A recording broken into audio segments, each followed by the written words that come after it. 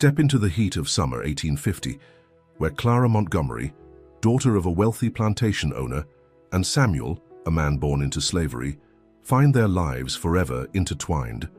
Their dangerous journey toward freedom and forbidden love challenges the brutal social order of their time. A tale of courage, sacrifice, and the power of human connection that transcends boundaries. Before we start this story, comment below from where you are watching us. The summer of 1850 brought heat like no one at Montgomery Estate had ever felt before. The air was thick and heavy, making it hard to breathe. Even the birds stopped singing during the hottest part of the day. Clara Montgomery dabbed her forehead with a lace handkerchief as she looked out her bedroom window. At 24, she was the only daughter of the wealthiest plantation owner in the county. Her blonde hair was pulled back in a tight bun, her blue eyes staring at the orchard in the distance. "Miss Clara, your mother is asking for you," said Martha, the house servant, from the doorway. Clara sighed. "Tell her I'll be down shortly." After Martha left, Clara turned back to the window. Another day of endless teas, needlepoint, and forced smiles. The walls of the grand house felt more like a prison with each passing day. Downstairs, Eleanor Montgomery sat in the parlor, her spine straight as a rod, despite the heat. "Tea, here you are," she said when Clara entered. "We have guests coming for dinner tonight, the Wilsons. They're bringing their son, Thomas." Clara knew what that meant. Thomas Wilson was 30, unmarried, and from good family money. Another attempt to find her a husband. "Mother, it's too hot for entertaining," Clara protested. "Nonsense. A proper lady doesn't complain about the weather." Eleanor gave her daughter a critical look. "Your father and I won't be around forever, Clara. It's time you secured your future." Clara wanted to argue but knew it was pointless.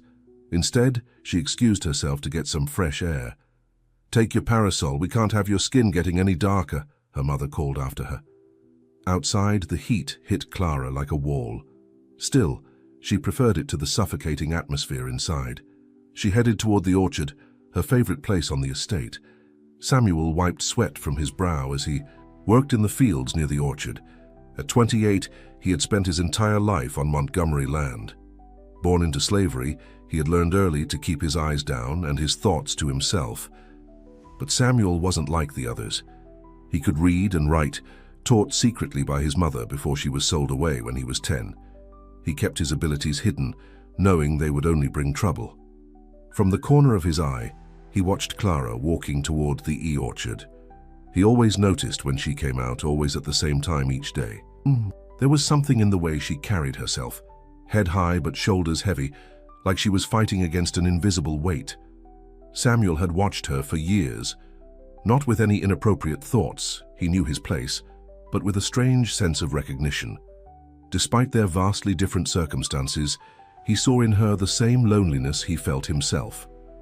Clara reached the orchard and walked among the apple trees. The fruit wasn't quite ripe yet, but the shade offered some relief from the relentless sun. She removed her bonnet, ignoring her mother's voice in her head about propriety and complexion. The heat was worse than she'd expected. Clara felt lightheaded, her vision blurring at the edges. She reached for a tree trunk to steady herself, but her legs gave way beneath her. Samuel saw her fall. Without thinking, he dropped his tools and ran toward the orchard. Clara was unconscious when he reached her, her face flushed with heat. Samuel knew he should call for help, knew he shouldn't touch her. A black man touching a white woman, especially the master's daughter, was asking for the whip, or worse. But she wasn't breathing right, and no one else was around. The main house was too far away. Samuel made his decision. He scooped Clara into his arms, surprised at how light she felt. Her bonnet fell to the ground as he lifted her. Her hair came loose from its pins and fell against his chest. He began running toward the house, his heart pounding with exertion and fear. If anyone saw him carrying her like this... Clara stirred in his arms, her eyes fluttering open. Confused and disoriented, she looked up at the face of the man holding her. "Why, sure, are you holding me?" she whispered, her voice weak.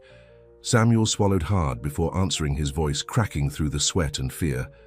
"I'll carry you forever, if you let me." He hadn't meant to say that. The words had escaped before he could stop them.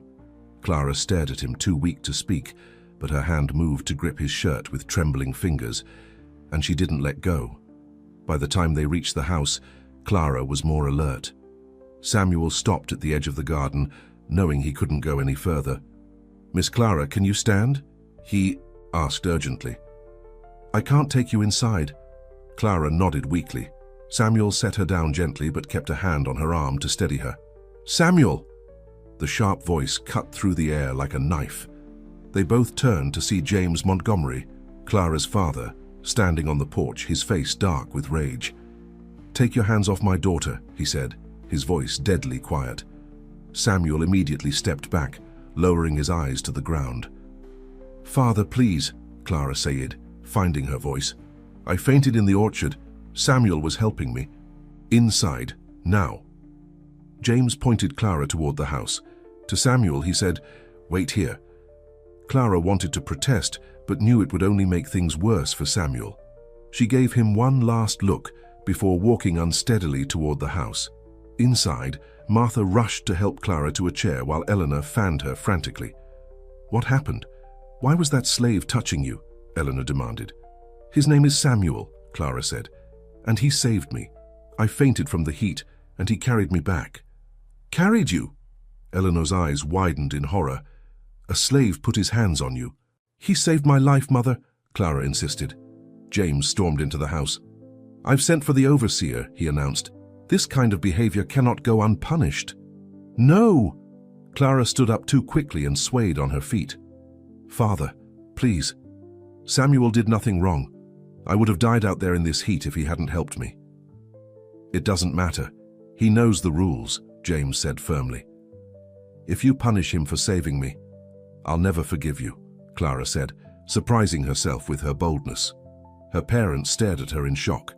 "Clara Montgomery!" "You will go to your room this instant," Eleanor said.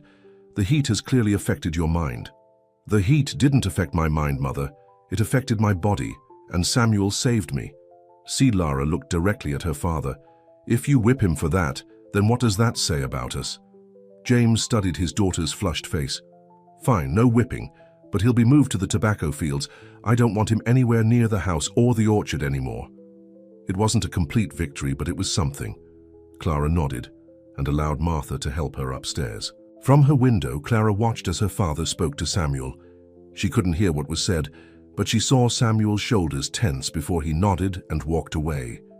That night, Clara couldn't sleep. Every time she closed her eyes, she felt the steady rhythm of Samuel's heartbeat against her cheek, the strength of his arms around her. "I'll carry you forever if you let me." The words played over and over in her mind. No man had ever spoken to her like that, with such raw honesty and emotion. The men her parents invited to dinner spoke of useness and politics, treating her like a pretty decoration to be admired but not heard. But Samuel had seen her, really seen her. The next morning, Eleanor came into Clara's room before breakfast. "The Wilsons are still coming for dinner tonight," she said, opening the curtains. "Thomas is a good match, Clara. He's respectable, well off, and his family owns the cotton mill." "I'm not interested in Thomas Wilson, Mother," Clara said, sitting up in bed. "This isn't about interest. It's about security." Eleanor sat on the edge of the bed. "Clara, do you know what people would think if they knew a slave carried you yesterday? That he touched you?" "I don't care what they think," Clara whispered. "I care how he made me feel. Safe." Eleanor's hand struck Clara's cheek before either of them realized what was happening. "Don't you ever say such a thing again," Eleanor hissed, her face pale. "You are a Montgomery. You have a position to maintain, a reputation to protect." Clara's cheek stung, but she didn't cry. "Is my reputation more important than my life, Mother?" "Sometimes they are one and the same," Eleanor replied, standing up. "Get dressed. Your father wants to speak with you before breakfast." After her mother left, Clara went to the window. In the distance, she could see workers in the tobacco fields. She wondered if Samuel was among them, moved from his usual place because he had dared to help her. Downstairs, James Montgomery was in his study when Clara entered. "Sit down," he said, not looking up from his ledger. Clara sat, folding her hands in her lap. "I've been thinking about what happened yesterday," James began, finally looking at his daughter. You're 24, Clara. It's past time you were married. No, let me finish. Thomas Wilson has expressed interest in you. His father and I have discussed it, and we think it would be a good match. The dinner tonight is to formalize the arrangement. Clara felt as if all the air had been sucked from the room. You've arranged a marriage without even asking me?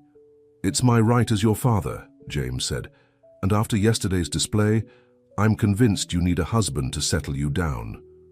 What display? Being saved from heat stroke. Clara tried to keep her voice steady. The way you defended that slave. The way you defied me and your mother. James leaned forward. Clara, I've indulged your independent nature because you're my only child, but there are limits. And marrying me off to Thomas Wilson is my punishment? Clara stood up, unable to sit still any longer. It's not a punishment. It's what's best for you.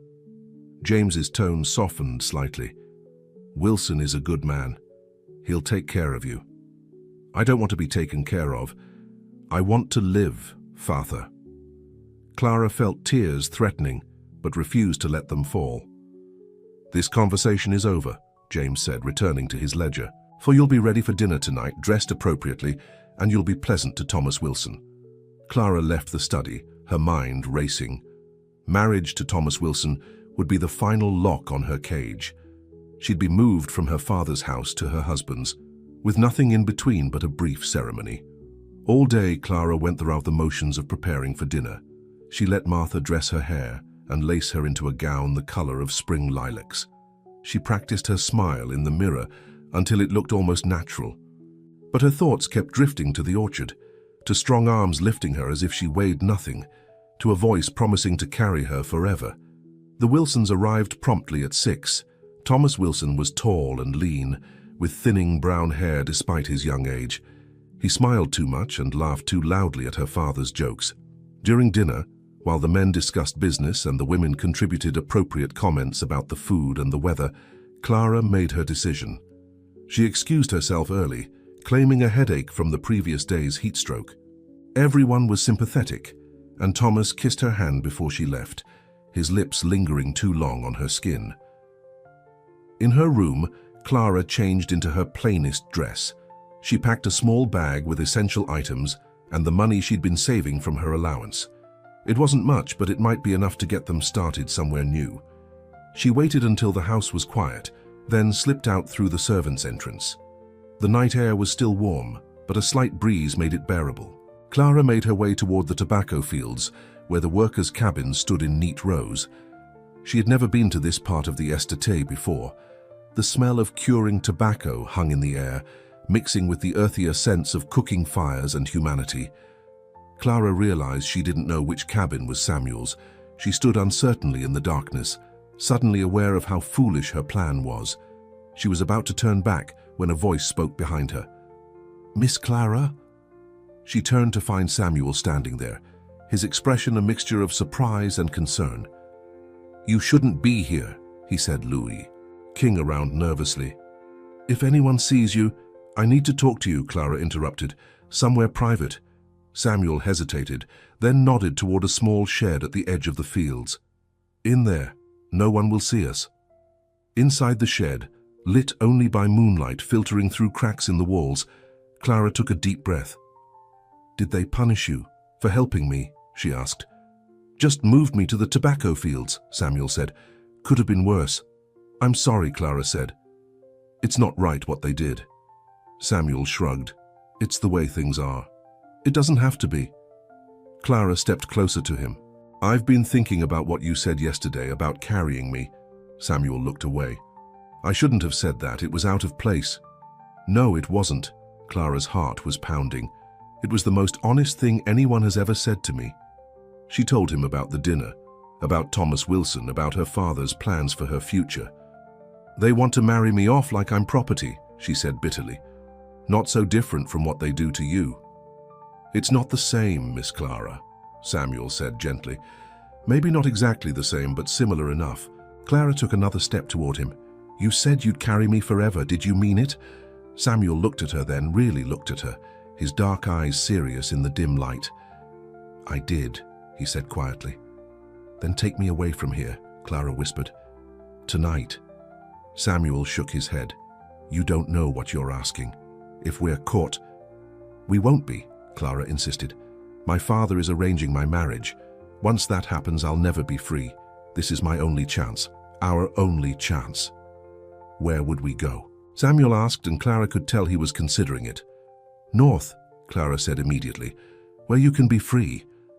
Samuel was quiet for a long moment. "It's dangerous," he finally said, "for both of us, but especially for you. You'd be leaving everything behind, your family, your home, your position. None of that matters if I'm not free to choose my own path." Clara reached out and took his hand. "You asked if I'd let you carry me forever. This is me saying yes." Samuel looked down at their joined hands, her pale fingers against his darker ones. Then he looked back at her face, searching for any sign of doubt. "We'd need horses," he said at last, "and to leave tonight, before anyone realizes you're gone." Clara's heart leapt. "I have money. Not much, but enough for a start." "I know someone who can help us," Samuel said, "a friend who works at the stables." They quickly formed a plan. Samuel would get the horses while Clara returned to the house to leave a note, not explaining where she was going, but making it clear she was leaving by choice. "Meet me at the edge of the orch. Just in 1 hour," Samuel said. Clara nodded and slipped back out into the night. Her heart was racing, but for the first time in years, she felt alive. Back in her room, Clara wrote a short note and placed it under her pillow, where it would be found in the morning. She changed into a sturdier dress for traveling and added a few more items to her bag. As she prepared to leave, Clara looked around the room that had been hers for 24 years. She felt sadness at leaving it behind. An hour later, Clara waited at the edge of the orchard, hidden in the shadows of the apple trees. Every sound made her jump, certain it was her father or the overseer coming to drag her back to the house. Then she heard the soft sound of hooves on grass. Samuel appeared, leading 2 horses. "Are you sure about this?" he asked one last time. Clara didn't hesitate. "More sure than I've ever been about anything." Samuel helped her mount, then swung up onto his own horse. They rode slowly until they were past the boundaries of Montgomery land, then urged the horses to a gallop. As they rode into the night, Clara felt the weight of her old life falling away.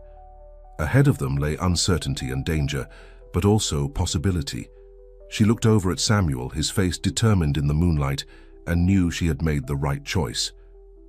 The next morning, James Montgomery found his daughter's bedroom empty and a note beneath her pillow.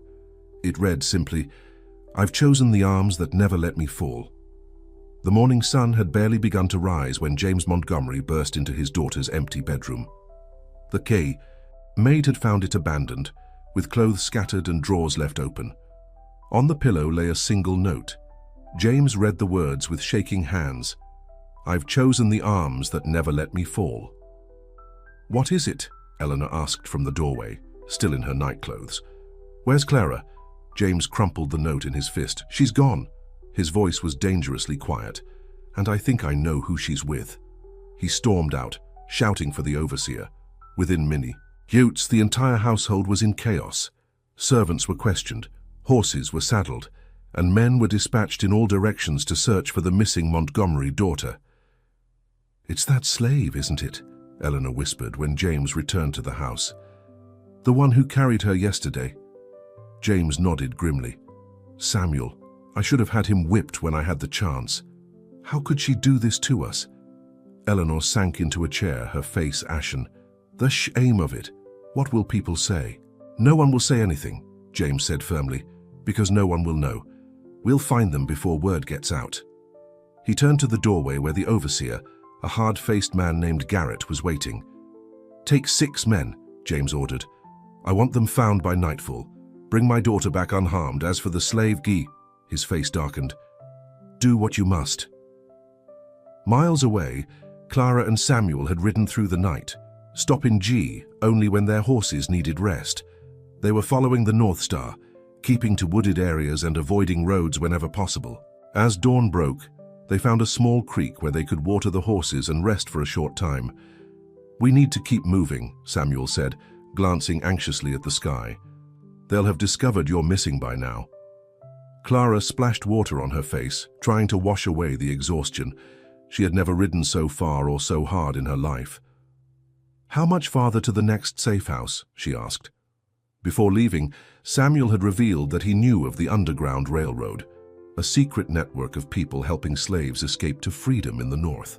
A friend had once shared the location of a safe house about a day's ride from the Montgomery plantation. "If we keep this pace, we should reach it by nightfall," Samuel replied. Clara nodded, trying to hide her fatigue. Her muscles ached from riding, and her skin was chafed from the saddle. But she refused to complain. This discomfort was nothing compared to what Samuel had endured his entire life. "I'm ready," she said, standing up. "Let's go." As they mounted their horses again, Samuel looked at her with concern. "You're not used to this kind of travel," he said gently. "We can rest longer if you need to." "No," Clara said firmly. "Every minute we stay in one place is dangerous. I won't be the reason we're caught." Samuel nodded, a new respect in his eyes. "We'll ride until midday, then find a place to rest for a few hours." They continued north, the terrain becoming more hilly as they left the flat plantation lands behind. Clara found herself studying Samuel as they rode. In the soft morning light, she could see details she'd never noticed before. The small scar above his right eyebrow, the flecks of amber in his dark eyes, the way his hands held the reins with both strength and gentleness. She had always thought him handsome, in the distant way one might admire a painting.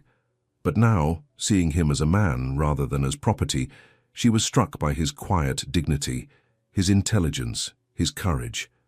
"Tell me about your family," she said as they rode side by side through a dense stretch of forest. Samuel was quiet for so long that Clara thought he might not answer. "My mother was sold when I was 10, he finally said. "She taught me to read before that secretly. Said knowledge was the only thing they couldn't take from me as long as I kept it hidden." "And your father?" Clara asked gently. "Never knew him. He was sold before I was born." Samuel's voice was matter-of-fact, without self-pity. "Had an older brother, too. He tried to run when I was 8. They caught him, made us all watch what happened after." Clara didn't ask for details. The grim set of Samuel's jaw told her enough. "I'm sorry," she said, knowing how inadequate the words were. Samuel glanced at her. "Not your fault." "It was my family," Clara said. "Our wealth came from the work of people like you and your mother, people we owned." "You can't change the past," Samuel said, "but you're changing the future. That counts for something." They rode in silence for a while, each lost in thought.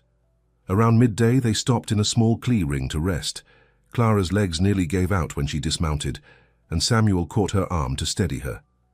"Thank you," she said, embarrassed by her weakness. "It gets easier," he assured her.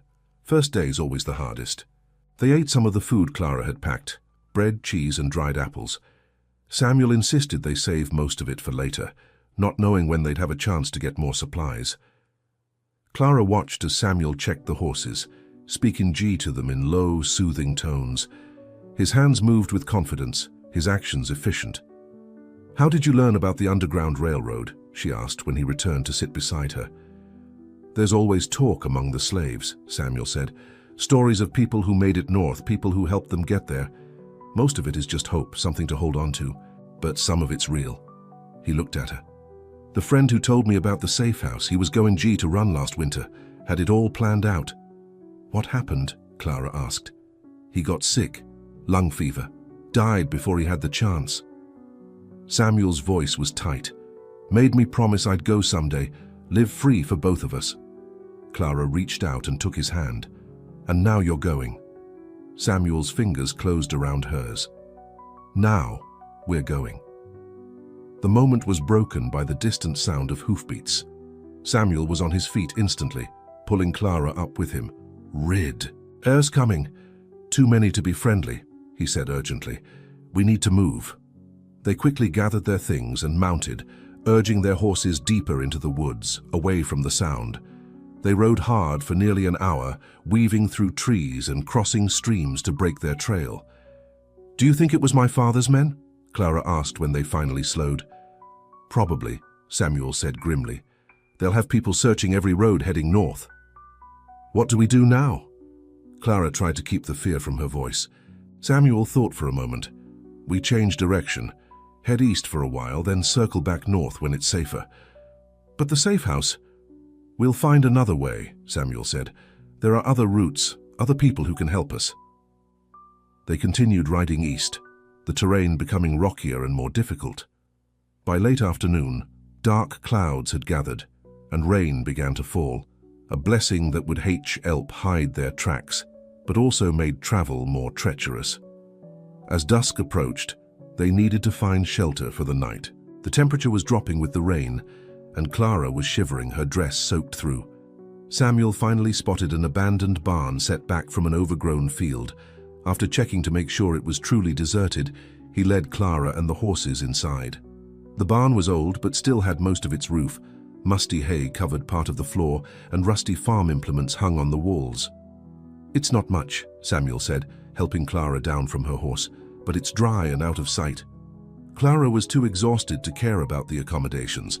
Her entire body ached, and she was chilled to the bone. Samuel took care of the horses first, removing their saddles and using handfuls of hay to rub them down. Clara tried to help, but her numb fingers fumbled with the straps. Rest, Samuel told her. You're not used to this kind of journey. Clara didn't argue. She sank down onto a pile of hay and watched as Samuel efficiently tended to the animals. When he finished, he came to sit beside her, noticing her shivering. You need to get out of those wet clothes, he said practically. You'll catch your death otherwise. Clara blushed. She knew he was right, but the idea of undressing with him present made her nervous despite the circumstances. Samuel seemed to understand her hesitation. I'll check the perimeter of the barn. Make sure we're secure, he said, standing up. Take what you need from the saddlebags and change. I won't come back until you call. After he walked outside, Clara quickly changed into her spare dress. It wasn't completely dry, having been in the saddlebags during the rain, but it was better than what she'd been wearing. You can come back now, she called softly when she was decent. Samuel returned, his own clothes just as wet as hers had been. He carried an armful of relatively dry wood he'd scavenged from under the barn's eaves. Do you think it's safe to have a fire? Clara asked. Small one? Just enough to warm up, Samuel decided after a moment's thought. The rain will hide the smoke and we're far enough from the road. He built a careful fire in a clear area of the dirt floor, using his knowledge to create more heat than Liagat. Soon, a small but warming blaze was crackling between them. Clara held her hands out to the flames, feeling sensation return to her fingers. You should change too, she said, noticing how Samuel's wet shirt clung to his body. He shook his head. I'm fine. You're as wet as I was, Clara insisted, and if I'll catch my death, as you put it, then so will you. Samuel looked at her for a long moment, then nodded. Turn around, he said quietly. Clara obeyed, facing the barn wall while she listened to the rustle of fabric behind her. She tried not to think about Samuel changing clothes just a few feet away. All right, he said after a minute. When she turned back, Samuel was wearing a dry shirt but had spread his wet clothes near the fire to dry. He sat across from her, the small flames between them casting flickering shadows on his face. For a while they sat in silence, listening to the rain on the row and the occasional soft nickering of the horses. Are you having regrets? Samuel finally asked, his eyes meeting hers across the fire. Clara considered the question seriously. In just one day, she had abandoned her family, her home, and everything familiar. She was now a fugitive sleeping in a dilapidated barn, running for her life. No, she said with surprising certainty, no regrets. It won't be easy, Samuel warned. Even if we make it north, Li Fi won't be what you're used to. I don't want what I'm used to, Clara said. I want something real, something I choose for myself. Samuel poked at the fire with a stick. What would you choose if you could have anything? The question took Clara by surprise. No one had ever asked her that before. I'd like to teach, she said after a moment's thought. I've always loved books, loved learning. I'd like to share that with others. She looked at Samuel. What about you? What would you choose? Land, Samuel said immediately. My own piece of land that no one can take from me. Something to build on, to grow things on. He paused.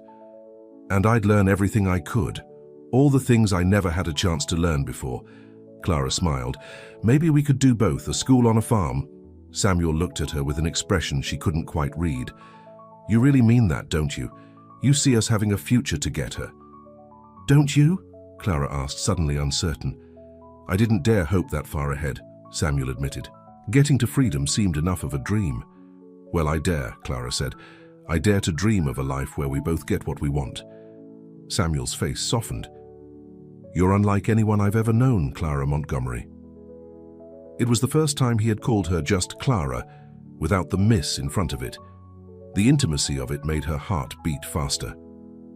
Tee-hee fire crackled between them, and outside, the rain continued to fall. Despite the danger, despite the uncertainty of their future, Clara felt a strange sense of peace.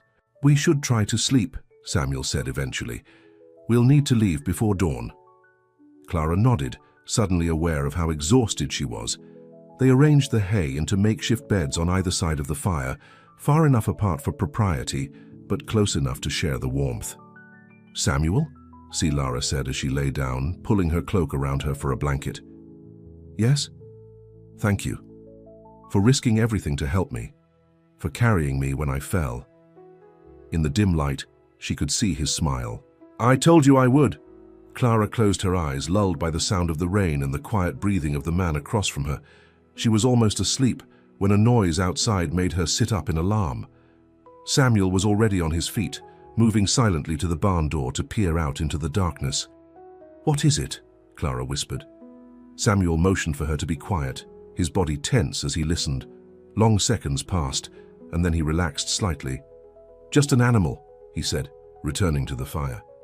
But we should take turns keeping watch to be safe. I'll take the first watch, Clara offered. Samuel shook his head.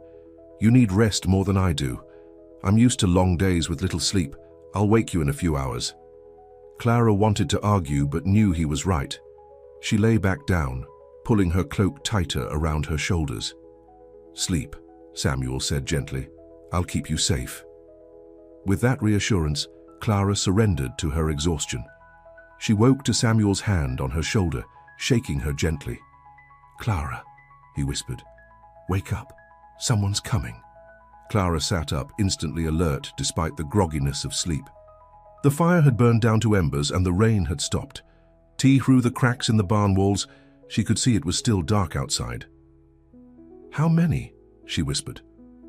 At least 3 riders, Samuel said, already gathering their belongings. Coming up the old farm road. Could be coincidence, but we can't risk it. They worked quickly and silently, saddling the horses and erasing any sign of their presence.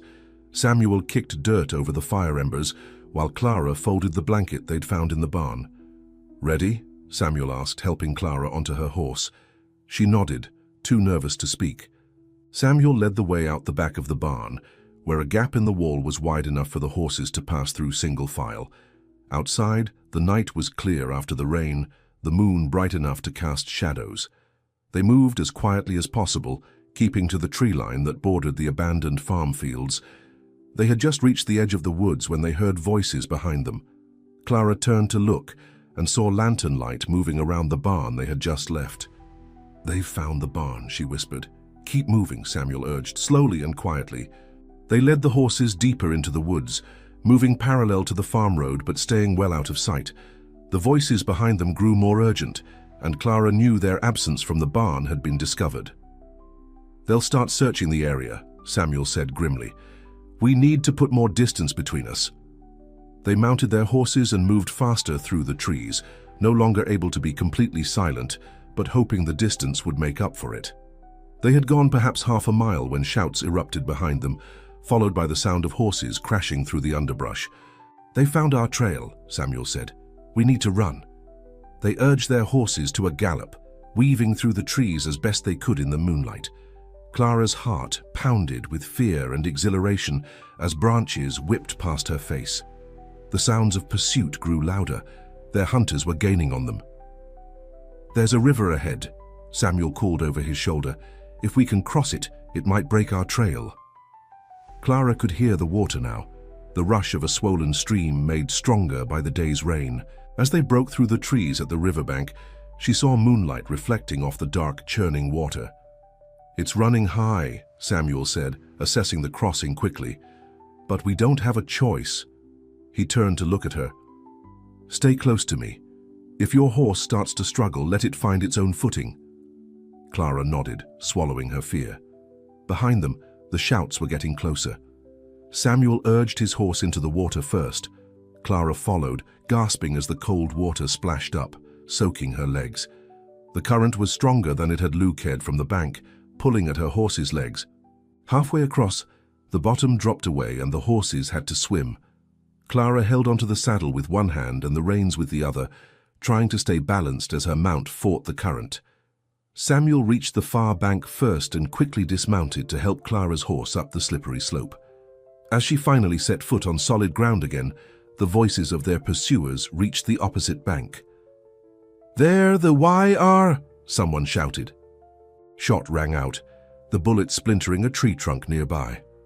"Ride!" Samuel commanded, both of them mounting quickly. They galloped away from the river as more shots followed them, but the distance and darkness made accurate aim impossible. Soon, the sounds of pursuit faded as their hunters were forced to find a safer place to cross the swollen river. They rode hard for another hour, putting as much distance as possible between themselves and their pursuers. Finally, as the eastern sky began to lighten with the first hint of dawn, they slowed to rest the exhausted horses. "Do you think we lost them?" Clara asked, breathless from the ride. "For now," Samuel said. "The river will slow them down, but they won't give up." Clara pushed her rain-dampened hair from her face. "Who were they?" "My father's men." Samuel nodded grimly. The overseer, Garrett, was leading them. I recognized his voice. "Garrett." Clara's shoe dared. The man was known for his cruelty. "He won't stop looking." "No, he won't," Samuel agreed, "which means we need to change our plans." They stopped in a small clearing to let the horses drink from a puddle of rainwater. Despite the danger, they had to rest briefly. "We need help," Samuel said, his face troubled. "The safe house I knew about is too far now, and we're being tracked too closely." "What options do we have?" Clara asked. Samuel was quiet for a moment, considering. "There's a settlement about 10 miles east of here. Free blacks and some white abolitionists. It's not part of the Underground Railroad, but they might help us." "Is it safe?" "Safer than being caught by Garrett," Samuel said grimly. "And we need food and fresh horses if we're going to outrun them." Clara nodded, trusting his judgment. "Then that's where we'll go." As they prepared to move on, Clara noticed Samuel wincing as he adjusted his saddle. "You're hurt," she said, moving closer. Samuel shook his head. "It's nothing. Old injury acting up." But Clara insisted on looking. When he reluctantly showed her his side, she saw an ugly scar running along his ribs, the skin around it inflamed from the hard riding. "That's not nothing," she said softly. "How did it happen?" "Whip caught me wrong a few years back," Samuel said matter-of-factly. "Never healed quite right." Clara felt set, ick at the casual way he referenced such brutality. She reached out hesitantly, her fingers hovering near the scar. "Does it pain you much?" she asked. "Only when I ride for hours being chased by men with guns," Samuel said with a wry smile, trying to lighten the moment. Clara didn't smile back. Instead, she gently placed her hand on his arm. "I promise you," she said fiercely, "no one will ever hurt you like that again, not while I'm alive to prevent it." Samuel looked at her, surprise and something deeper in his eyes. "Clara Montgomery," he said softly, "you are the bravest woman I've ever known." Before she could respond, he turned away, focusing on readying the horses. But Clara had seen the emotion in his face, the wonder and disbelief that someone would want to protect him, after a lifetime of having no protector. They rode east as the sun rose, staying under the cover of trees whenever possible. Clara noticed that Samuel was pushing himself despite his pain, never complaining, always alert for signs of danger. By mid-morning, they began to see signs of settlement, cleared fields, the occasional cabin set back from the road. Samuel became more cautious, studying each homestead they passed from a distance before continuing. How will we know which houses are safe? Clara asked. We don't, Samuel admitted. But there are signs sometimes, things people in the movement use to identify each other. They rode slowly past a small farm where a quilt hung on a line outside a neat cabin. Samuel studied it carefully. There, he said quietly. See that quilt pattern? The North Star. And it's hanging with a black cloth beside it. What does it mean? Clara asked. It means they might help us, Samuel said, but we need to be careful. Could be a trap. They watched the cabin for nearly an hour, hidden in the trees. A woman came out to take in the washing and a man worked in the garden. Nothing seemed suspicious. Wait here, Samuel finally said. If anything happens, ride north and don't look back. I'm not leaving you, Clara protested. You might have to, Samuel said seriously. Promise me, Clara. Reluctantly, she nodded. Samuel dismounted and approached the cabin on foot, keeping to the edge of the clearing until he was close enough to call out. Clara watched anxiously as the man in the garden straightened up, shading his eyes to look at Samuel. They exchanged words she couldn't hear, and then the man called to his wife. After more conversation, the man gestured toward the small barn behind the cabin. Samuel turned and waved for Clara to join him. Heart pounding, she urged her horse forward. The couple introduced themselves as John and Martha Simmons. They were abolitionists who occasionally helped runaways, though they weren't officially part of the Underground Railroad network. You're welcome to rest here today, John Simmons told them once they were safely inside the barn, but it's not safe to stay longer. There are patrols out looking for runaways all over the county. Especially for you two, Martha added. Everyone's talking about the plantation owner's daughter who ran off with a slave. There's a big reward. Clara and Samuel exchanged worried glances. How much time do we have? Samuel asked. Till nightfall, John said. After dark, I can guide you to the next safe house. It's about 15 miles north, but they have fresh horses and supplies. It was more help than they had dared hope for. Martha brought them food, hot stew, fresh bread, and cold water from their well. Clara had never tasted anything so wonderful. While they ate, John spread a map on the barn floor, showing them the route ahead. The main search parties are concentrated here and here, he said, pointing to areas west of their location. They're expecting you to go straight north. If you cut northeast instead, you might avoid them altogether. He traced a route with his finger. There's a network of safe houses along this route. It will take longer to reach free soil, but it's safer. How long? Samuel asked. John considered. 2 weeks, maybe 3, if you're careful and don't run into trouble. 3 weeks of running, hiding, sleeping in barns and woods. Clara looked at Samuel, seeing the weariness already etched on his face, the pain he tried to hide. We'll do it, she said firmly. Whatever it takes. Martha looked at her curiously. You're really Clara Montgomery, James Montgomery's daughter? Clara nodded. Why would you leave all that behind? Martha asked.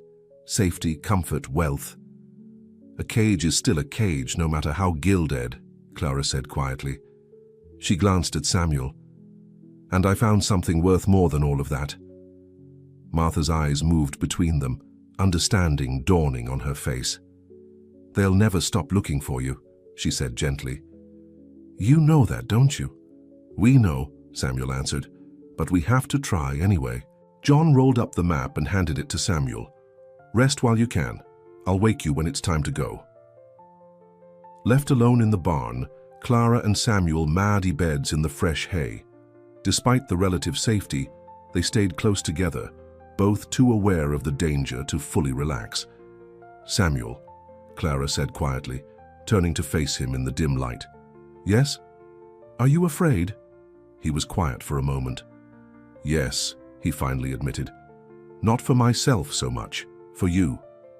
Why for me? Because you had a choice, Samuel said. I was born into this life, never knew anything else. But you chose this danger, this hardship, for me. Clara reached across the space between them and took his hand. I chose freedom, she corrected gently, for both of us. Samuel's fingers tightened around hers. Try to sleep, he said softly. Tonight will be another long ride.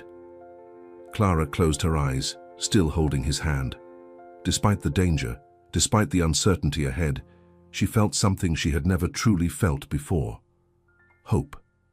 That evening, as the sun set behind the trees, John Simmons prepared to guide them to the next safe house. Fresh horses were saddled, saddlebags filled with food and supplies. "Remember the route I showed you," John said as they prepared to leave. "If we get separated for any reason, just keep following the North Star." Martha pressed a small bundle into Clara's hands. "Clean clothes," she said, "and some medicines for the road." Clara thanked her, touched by the kindness of these strangers who risked so much to help Tim. As they mounted the fresh horses, Samuel turned to Clara.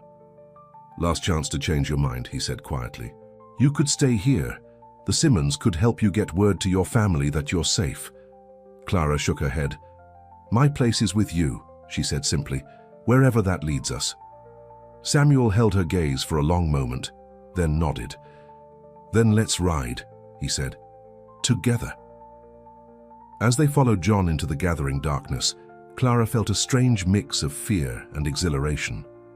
The road ahead was dangerous and uncertain, but for the first time in her life, it was her road, her choice, and she wasn't traveling it alone.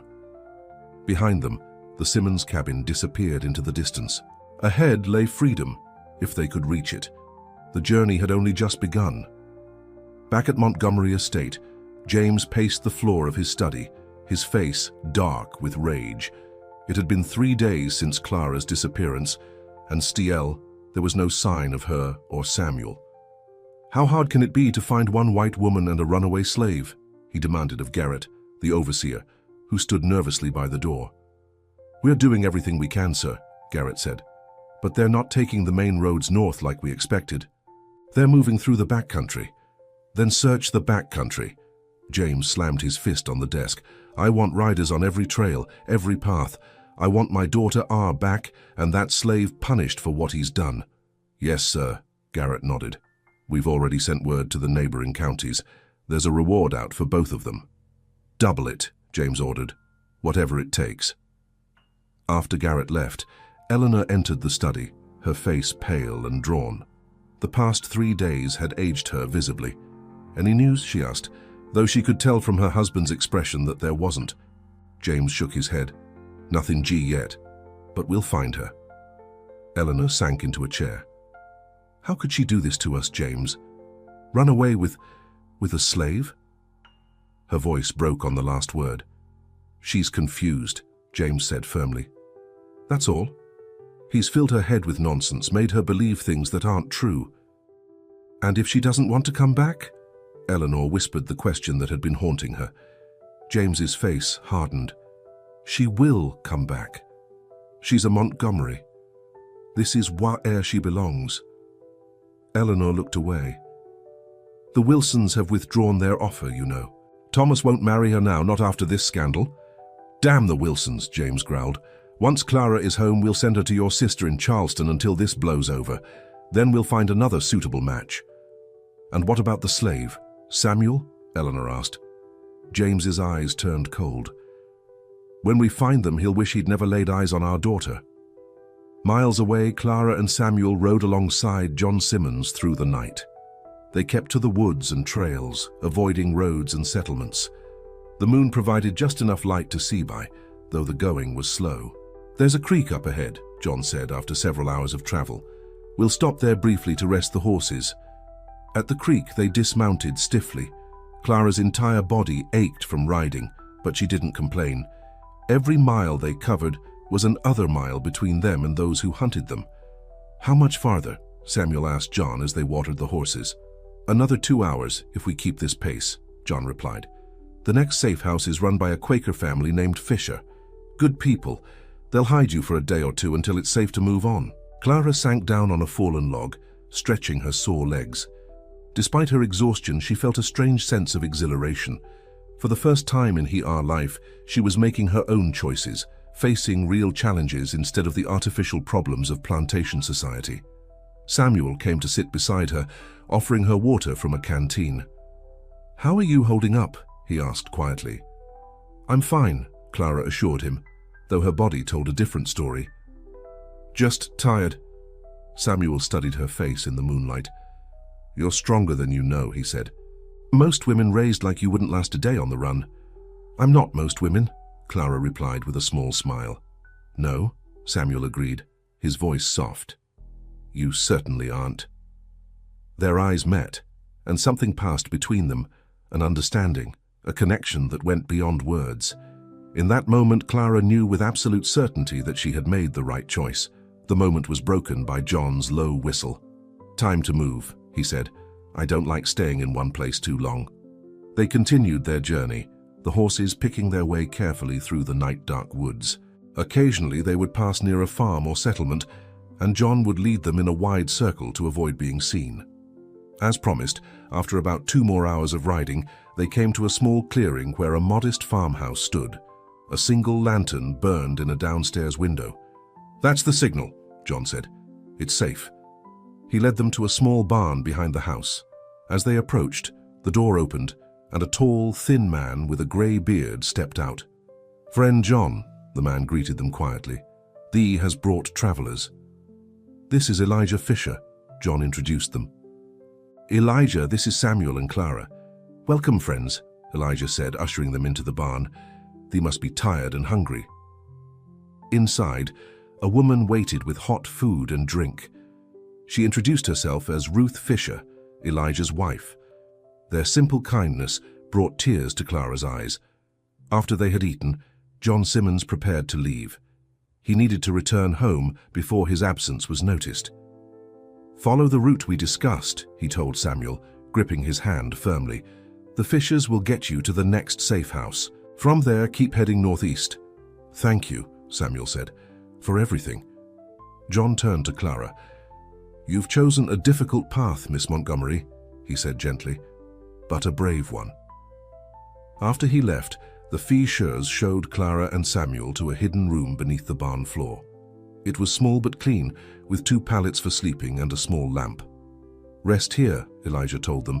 "Thee will be safe for now."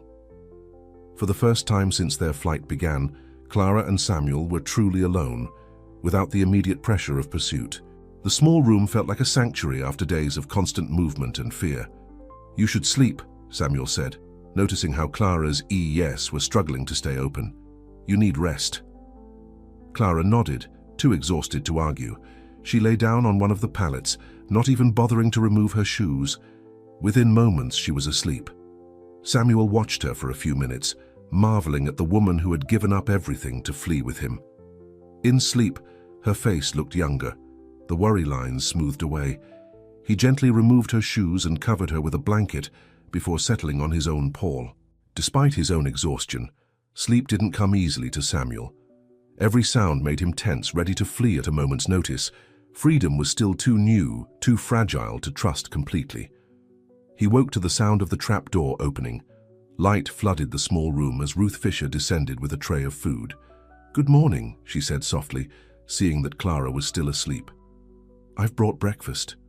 Samuel thanked her, accepting the tray of bread, chaese, and apples. "How long have they been on the run?"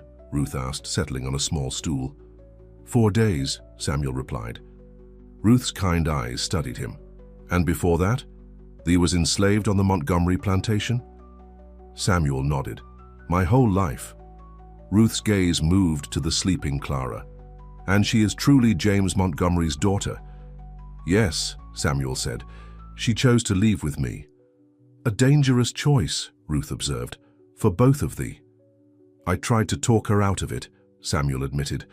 "Told her she could have a good life without me." "And what did she say to that?" Ruth asked with a gentle smile. Samuel looked at Clara's sleeping form. "She said she wanted something real, something she chose for herself." "Love makes people brave," Ruth said simply. "Sometimes foolishly so, but brave nonetheless."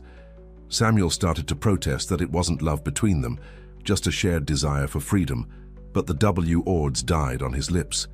He wasn't sure what name to give to the feeling that had grown between him and Clara, but he knew it was deeper than gratitude or friendship. "Elijah has gone to town to listen for news," Ruth continued. "When he returns, we'll know if it's safe for thee to continue your journey." After she left, Samuel sat beside Clara, gently touching her shoulder to wake her. "Clara," he said softly, "There's food." She stirred, her eyes opening slowly. For a moment, confusion clouded her face, then recognition dawned, followed by a small smile. "We made it," she said, sitting up. "To the fishes, yes," Samuel confirmed, handing her a piece of bread. "We still have a long way to go." They ate in comfortable silence, both grateful for the simple food and the chance to rest. After finishing, Clara used a small basin of water Ruth had provided to wash her face and hands. "How long do you think we'll stay here?" she asked, combing her fingers through her tangled hair. "A day or two, probably," Samuel replied, "until they're sure it's safe to move on." Clara nodded, then noticed Samuel watching her with an odd expression.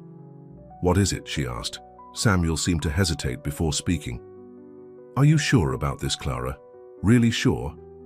It's not too late to change your mind." Clara's eyebrows rose in surprise. "Are you trying to send me back?" "No," Samuel said quickly. "That's not what I mean, but—" He struggled to find the right words. "You're giving up so much, for a life you know nothing about." "I know it's a life I choose freely," Clara said firmly. "That's enough for me." "But what if—" "Samuel," Clara interrupted, moving to sit beside him. "I made my choice the moment you lifted me in your arms that day in the orchard. Everything since then has only confirmed I was right." She took his hand, her fingers lacing through his. "I'm not going back, ever. So stop asking." Samuel looked down at their joined hands, her pale fingers interwoven with his darker ones. "Clara Montgomery," he said softly, "you are the most stubborn woman I've ever met." "Good," she said with a smile, "because this journey is going to take a lot of stubbornness." The trapdoor opened again, and this time Elijah descended, his face grave. "There's news," he said without preamble. "Patrols are searching every farm in the county. They're offering $500 for information leading to your capture." Clara gasped. It was an enormous sum, enough to tempt even those sympathetic to their cause. "How close are they?" Samuel asked, instantly alert. "Too close," Elijah said grimly. "They searched the Wilson farm yesterday, not 3 miles from here."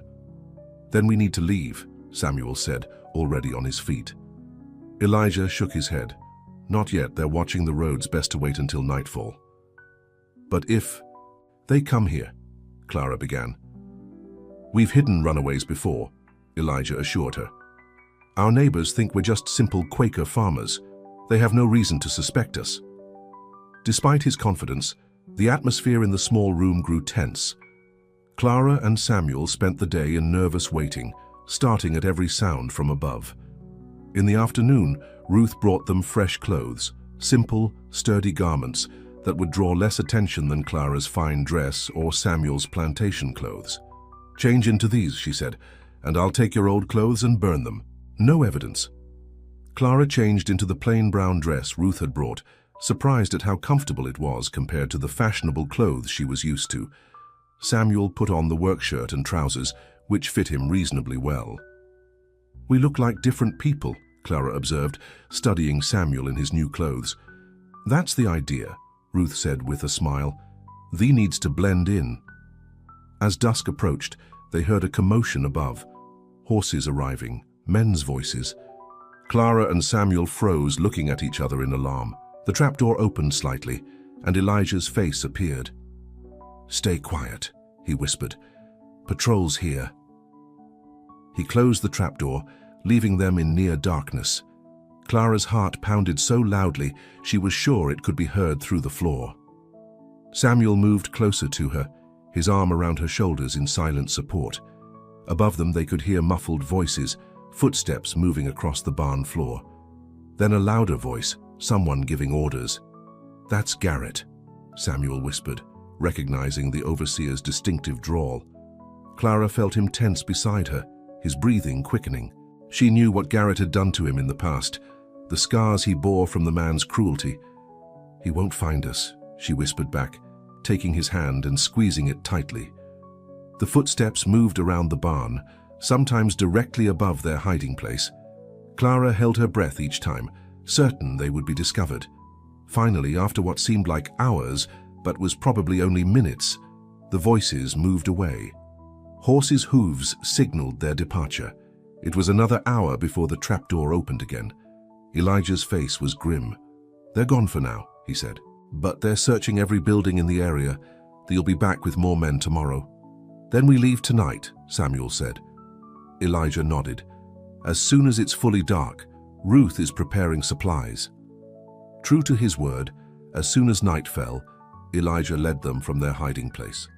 In the barn, 2 fresh horses were saddled and waiting. "The south road is being watched," Elijah told them, spreading out a crude map on a hay bale. "But there's an old logging trail here through the hills. It's rough going, but it will lead you to the Morrison place by morning." "The Morrisons are friends?" Samuel asked. "Friends of friends," Elijah said. "They'll help you get to the next safe house." Ruth appeared with saddlebags full of food and supplies. "I've packed enough for 3 days," she said, "just in case." "Thank you," Clara said, embracing the older woman, "for everything." "God go with thee," Ruth replied, patting her cheek. Samuel shook Elijah's hand. "How can W.E. ever repay you?" "Live free," Elijah said simply. "That's payment enough." They mounted the horses and followed Elijah to the edge of the property, where he pointed out the logging trail, barely visible in the darkness. "Follow it until it joins a creek," he instructed. "Then follow the creek north for about 5 miles. The Morrison place is just beyond a large oak that stands alone in a field." With final thanks and goodbyes, Clara and Samuel set off, eyes appearing into the night. The logging trail was indeed rough, overgrown in places and washed out in others. They rode single file, Samuel leading the way, picking their path carefully by the light of a quarter moon. "Do you think the Fishers will be all right?" Clara asked after they had been riding for about an hour. "If Garrett suspects they helped us, they've been doing this a long time," Samuel assured her. "They know how to protect themselves." Clara hoped he was right. The thought of those kind people suffering because of them was almost unbearable. They rode through the night, stopping only briefly to rest the horses. By dawn, they had reached the creek Elijah had mentioned and followed it north as instructed. Just as the sun was fully up, they spotted the solitary oak tree standing in a field of tall grass. Beyond it, nestled against a hillside, was a small farmhouse with smoke rising from its chimney. "That must be the Morrison place," Samuel said, reining in his horse to study the approach. "But let's be careful. Make sure it's safe." They watched the farm from the cover of trees for nearly an hour. They saw a man chopping wood, a woman hanging laundry, 2 children playing with a dog in the yard. Everything looked normal, peaceful. "It seems safe," Clara said, her exhaustion making her eager to reach their destination. "Maybe," Samuel said, still cautious. "But let's approach from the back just to be sure." They circled around, coming up to the farm from behind a small orchard. As they neared the house, the dog began barking, alerting the family to their presence. The man with the axe turned, then set down his tool and walked toward them, his face curious but not hostile. "Can I help you folks?" he called. Samuel dismounted, helping Clara down as well. "Elijah Fisher sent us," he said. "Said you might be able to help us get to the next safe house." The man's expression changed slightly, not quite a smile, but a look of understanding. "I'm Daniel Morrison," he said, extending his hand to Samuel. "My wife's Sarah. Come on up to the house. You both look dead on your feet." Inside the modest home, Sarah Morrison served them hot coffee and cornbread, while Daniel sent the children to play outside. "Fisher said you'd be coming," Daniel told them, side-ting across the table, "though we expected you yesterday." "We had to delay," Samuel explained. "Patrols." Daniel nodded grimly. "They're everywhere these days. Getting worse, too, with the new laws." He was referring to the Fugitive Slave Act, which had strengthened the rights of slave owners to recapture runaways, even in free states. It was one more obstacle on their path to freedom. "How far are we from the Pennsylvania border?" Samuel asked. "About 100 miles as the crow flies," Daniel replied. "But you can't go direct, too dangerous. The route we use takes longer, but has safe houses along the way." Clara felt her heart sink. 100 miles still lay between them and freedom. It seemed an impossible distance. As if reading her thoughts, Samuel reached under the table and squeezed her hand reassuringly. "We'll make it," he said quietly. Sarah offered them a place to rest for the day. "You can sleep in the loft," she said. "Tonight, Daniel will take you to the next stop." Grateful beyond words, Clara followed Sarah up to the hayloft above the barn. It was clean and dry, with blankets laid out on the hay.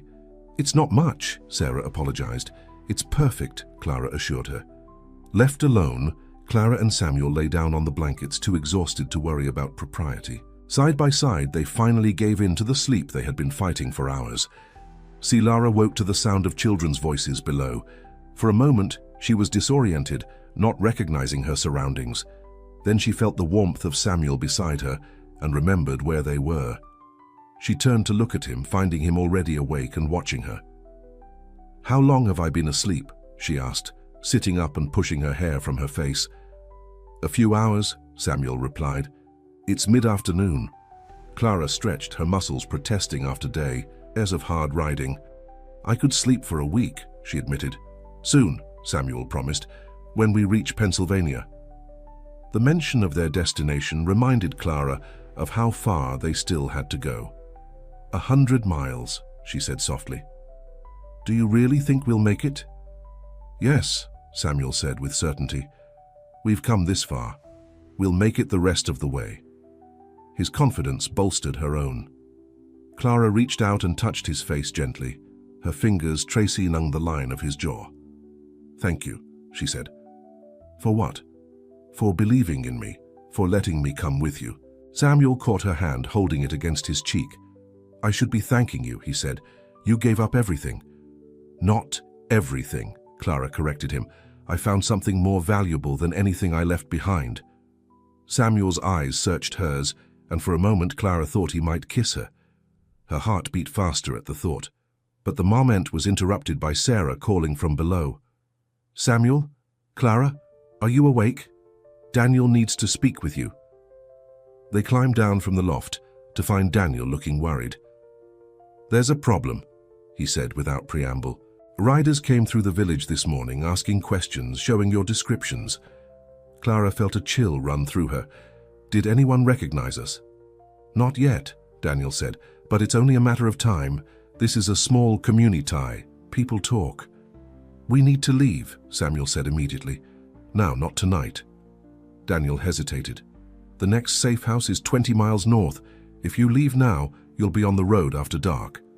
"Better that than being caught here," Samuel pointed out. Daniel nodded reluctantly. "You're right, I'll get the horses ready." As they prepared to leave, Sarah packed them more food and a small medical kit. "Just in case," she said, pressing it into Clara's handies. The Morrison children watched wide-eyed as the strangers mounted their horses. The younger one, a girl of about 6, handed Clara a small wooden doll. "For luck," she said shyly. Clara's throat tightened with emotion. "Thank you," she managed, carefully tucking the doll into her pocket. "I'll keep it safe." Daniel rode with them for the first few miles, showing them the route they needed to take. At a fork in the road, he stopped. "Follow this path, H," he said, pointing to the left fork. "It will take you through the hills, harder riding but fewer people. The Collins farm is just beyond the third ridge. They're expecting you." He handed Samuel a sealed letter. "Give this to Joseph Collins. He'll know it's from me." After Daniel left them, Clara and Samuel rode in silence for a while, each lost in their own thoughts. The path grew steeper as they entered the hills, and they had to concentrate on guiding their horses over the rough terrain. As they crested the first ridge, Clara looked back. In the distance, she could see the Morrison farm, peaceful in the late afternoon sun. Beyond it, the land stretched out, a patchwork of fields and forests. Somewhere in that landscape was Montgomery Estate, the place she had once called home. "Any regrets?" Samuel asked, noticing her backward glance. Clara turned to him, her face resolute. "None," she said firmly. "This is where I'm meant to be." The path narrowed as they descended into a wooded valley. The trees grew thicker here, creating a canopy that filtered the sunlight into dappled patterns on the ground. "It's beautiful," Clara remarked, looking around at the ancient trees. "I never knew places like this existed so close to home." "There's a whole world out there you haven't seen," Samuel said. "Mountains higher than you can imagine, rivers wider than you can see across. Will you show me? Clara asked. When we're free? Samuel smiled, a rare, full smile that transformed his face. I will, he promised. All of it. They had just started climbing the second ridge when they heard it, the distant sound of hoofbeats behind them. Riders, Samuel said tensely.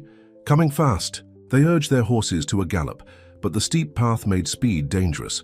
Rocks and roots threatened to trip the animals with every step. There. Samuel pointed to a dense thicket off the path. We can hide there. Let them pass. They guided their horses into the undergrowth, pushing through brambles that scratched at their clothes and skin. Once deep enough to be hidden from the path, they dismounted and held the horses' muzzles to keep them quiet. The sound of hoofbeats grew louder, then slowed. Voices drifted to them through the trees. Trail splits here, someone called. Which way? Clara felt Samuel tense beside her. He recognized the voice. Garrett. Check for tracks, Garrett ordered. They came this way, I'm sure of it. Clara held her breath, praying the thick undergrowth had hidden their trail. Samuel's hand found hers, squeezing tightly. Long minutes passed as they listened to the men searching. Twigs snapped, bushes rustled as the pursuers checked the area around the fork. Nothing clear, a voice finally reported. Could have gone either way. Split up, Garrett decided. Johnson, take 2 men and go right. The rest of you come with me to the left. More hoofbeats, some fading to the right, more continuing on the left, directly on the path Clara and Samuel had been following. They're taking our route, Clara whispered in dismay. Samuel nodded grimly. We'll have to find another way. They waited until the sounds had completely faded before carefully leading their horses back to the path. Samuel studied the fork where the riders had split up. We can't go left now, he said. Garrett and his men are ahead of us, and we can't go right either since the others went that way. What do we do? Clara asked, trying to keep the panic from her voice. Samuel looked up at the sky where the sun was already starting to sink toward the horizon. We go straight, he decided, pointing to a barely visible deer trail leading directly up the ridge. Cross country. It will be harder going, but they won't expect it. The deer trail was steep and narrow, forcing them to dismount and lead the horses for much of the way. Branches whipped at their faces, and hidden roots threatened to trip them with every step. By the time they reached the top of the ridge, the sun was setting, painting the sky in shades of orange and pink. From this height, they could see for miles in every direction. Look, Samuel said, pointing north. See that valley? The Collins farm should be on the far side of it. Clara squinted in the fading light. How do we get there without using the main path? Samuel studied the terrain. We follow this ridge east for a while, then cut down through those woods. It's the long way around, but it should keep us clear of Garrett and his men. It was a difficult journey, especially in the growing darkness. They had to move slowly, feeling their way along the ridge, then carefully picking a path down through the woods on the other side. Night had fully fallen by the time they reached the valley floor. With no moon to guide them, they had to rely on Samuel's instincts and the occasional glimpse of stars through the trees. Are you sure we're going the right way? Clara asked after they had been traveling for what felt like hours. No, Samuel admitted, but we're heading north and that's what matters. Clara was about to respond when her horse suddenly shied, nearly throwing her from the saddle. She managed to keep her seat, but the horse refused to go forward. What is it? Samuel asked, coming alongside. Before Clara could answer, they heard it, the sound of running water somewhere ahead in the darkness. A stream, Samuel said, dismounting and moving forward cautiously. Or maybe... His words cut off as the ground suddenly dropped away beneath his feet. Samuel scrambled backward just in time, falling against Clara's horse. It's a ravine, he said, his voice shaken. Must be 15 feet deep at least, river at the bottom. Clara slid from her saddle, her legs trembling from exhaustion and fear. We can't cross in the dark, she said. No, Samuel agreed. We'll have to wait for morning. They led the horses back a safe distance from the edge and found a small clearing where they could rest. There was no shelter, no fire, just the open ground beneath the trees. They ate some of Sarah Morrison's bread in seal ents, both too tired for conversation. The night was cool, and Clara shivered in her thin dress. Without a word, Samuel moved closer, putting his arm around her shoulders. Clara leaned into his warmth gratefully. "Try to sleep," he said softly. "I'll keep watch." "You need rest too," Clara protested. "I'll wake you in a few hours," Samuel promised. "We'll take turns." Too exhausted to argue, Clara let her head rest against Samuel's shoulder. Despite the hardy ground and the danger surrounding them, she felt strangely safe in his arms. "Samuel," she murmured, already half asleep. "Yes? I'm glad I'm here with you, even with everything that's happened." Samuel's arm tightened around her. "So am I," he whispered. Clara drifted into sleep, lulled by the sound of Samuel's heartbeat and the gentle rhythm of his breathing. She woke to his hand on her shoulder, gently shaking her. The sky was just beginning to lighten with the first hint of dawn. "Clara," Samuel said urgently, "we need to move, now." Fully alert instantly, Clara sat up. "What is it? What's wrong?" "Listen," Samuel said. In the distance she heard it, dogs barking. The sound sent ice through her veins. "Hunting dogs," she whispered. Samuel nodded grimly. "They must have picked up our trail." They scrambled to their feet, quickly gathering their few belongings and readying the horses.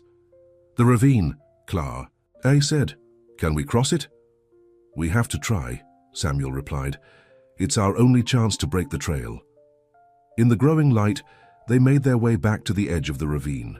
It was just as Samuel had described, a steep drop to a fast-flowing river below. "There," Samuel pointed to a fallen tree that spanned part of the gap. "If we can get across that, we might be able to jump the rest." It was a desperate plan, but the sound of dogs was growing louder. They had no choice. Samuel went first, leading his horse carefully onto the fallen trunk. The animal balked initially, but Samuel's calm voice and steady hand eventually convinced it to follow. The trunk held, though it shifted alarmingly under the horse's weight. Samuel made it about 3/4 of the way across before the gap became too wide for the horse to continue. "I'll have to jump from here," he called back to Clara. "Then you follow with your horse, and I'll help you across the last part." Clara watched, heart in her throat, as Samuel urged his horse to leap the remaining distance. For a terrible moment, horse and rider seemed suspended in mid-air. Then they landed on the far bank, sliding slightly before finding solid footing. Now it was her turn. Clara led her horse onto the fallen trunk, trying not to look down at the rushing water below. She focused solely on Samuel's face, his encouraging nod, his outstretched hand. She made it to the same point Samuel had reached, where the gap became too wide. Her horse, sensing the danger, refused to go further. "You'll have to leave him," Samuel called. "Jump across on your own." Clara hesitated, looking back at the loyal animal that had carried her this far. "There's no time," Samuel urged. "The dogs are getting closer." With a silent apology to the horse, Clara turned to face the gap. It wasn't far, 6 feet perhaps, but the drop below made it seem like a mile. "You can do it," Samuel encouraged. "I'll catch you." Clara took a deep breath, then leaped with all her strength. For a heart-stopping moment, she was in the air, certain she wouldn't make it. Then Samuel's strong hands caught her, pulling her safely onto the far bank. They collapsed together on the ground, breathing hard from exertion and fear. On the other side of the ravine, Clara's horse Win neighed nervously. "Go," Clara called to it, waving her arms. "Go back." Whether understanding her or simply spooked, the horse turned and trotted back the way they had come. "It might buy us some time," Samuel said, helping Clara to her feet. "They'll follow the horse's trail first." They mounted Samuel's horse together, Clara sitting behind Samuel with her arms around his waist. The animal protested the double burden, but moved forward under Samuel's firm guidance. "Which way now?" Clara asked, glancing back at the ravine that had probably saved them, at least temporarily. Samuel pointed north. "The Collins farm should be just beyond that next ridge. If we can reach it by mid-morning, we might be safe." They rode as quickly as the tired horse could manage, following the contours of the land to stay hidden whenever possible. The sound of dogs faded behind them, confirming that their pursuers had indeed followed the other horse's trail. The sun was fully up by the time they crested the final ridge. Below them, A neat farmhouse stood in a clearing, smoke rising peacefully from its chimney. "The Collins place," Samuel said with relief. "We made it." As they approached, a man came out of the barn, shading his eyes to look at them. Clara felt Samuel tense, ready to flee if necessary. But the man raised his hand in greeting. "You must be the travelers Daniel Morrison sent word about," he called. "We've been expecting you." Joseph Collins and his wife Mary welcomed them warmly, offering food, clean clothes, and a safe place to rest. Samuel gave them Daniel's letter, which Joseph read carefully before burning it in the fireplace. "Bad news, I'm afraid," Joseph said once they were settled at the kitchen table. "The regular route north is being heavily patrolled. 3 runaways were caught near the Maryland border last week." Clara's heart sank. "Is there another way?" Joseph nodded slowly. "There's an alternative route, but it's longer and more difficult. It goes through the mountains to the west, then north through mining country." "How much longer?" Samuel asked. "At least an extra week," Joseph replied. "Maybe 2, depending on conditions." Clara and Samuel exchanged glances. 2 more weeks of running, hiding, living in constant fear of capture. "If there's no other choice," Samuel said firmly, "then that's the way we'll go." Joseph studied them both. "You should rest here for a day or 2 first," he suggested. "You look exhausted, and your horse needs recovery time as well." It was a sensible suggestion, but Clara saw the hesitation in Samuel's eyes. Every day they delayed was another day for their pursuers to close in. "Just 1 night," Samuel finally agreed. "We'll leave at first light tomorrow." Mary Collins showed them to a small room at the back of the house where they could rest. There were 2 narrow beds, a luxury after days of sleeping on the ground. "I'll bring you some hot water for washing," Mary said kindly, "and there are clean clothes in the chest." When she left, Clara sank onto one of the beds, the exhaustion of the past days finally catching up with her. "You should sleep," Samuel told her, still standing by the door as if unable to relax.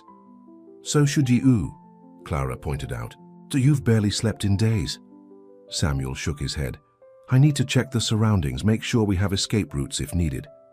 "Samuel," Clara said softly, patting the edge of her bed, "come sit, just for a moment."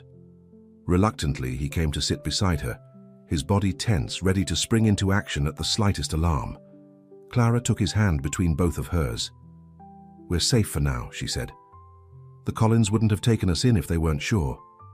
"No place is truly safe," Samuel replied, but some of the tension eased from his shoulders. Clara studied his face, the lines of fatigue around his eyes, the stubble darkening his jaw, the constant alertness in his gaze. He had been their protector, their guide, never allowing himself to rest or show weakness. Without thinking, she reached up to touch his face, her fingers gentle against his cheek. "You've carried us this far," she said.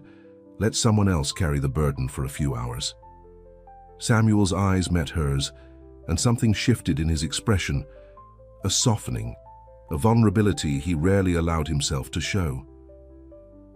"Clara," he said, his voice barely above a whisper. The door opened as Mary returned with hot water and towels, breaking the moment. Samuel stood quickly, moving to the window while Clara thanked Mary for her kindness. After Mary left, they took turns washing away the dirt and sweat of their journey. The clean clothes Mary had provided were simple but comfortable, a plain dress for Clara, sturdy trousers, and a shirt for Samuel. "You look different," Clara observed when Samuel returned from changing behind a screen in the corner. "More like a free man." Samuel looked down at himself, seeming to notice the clothes for the first time.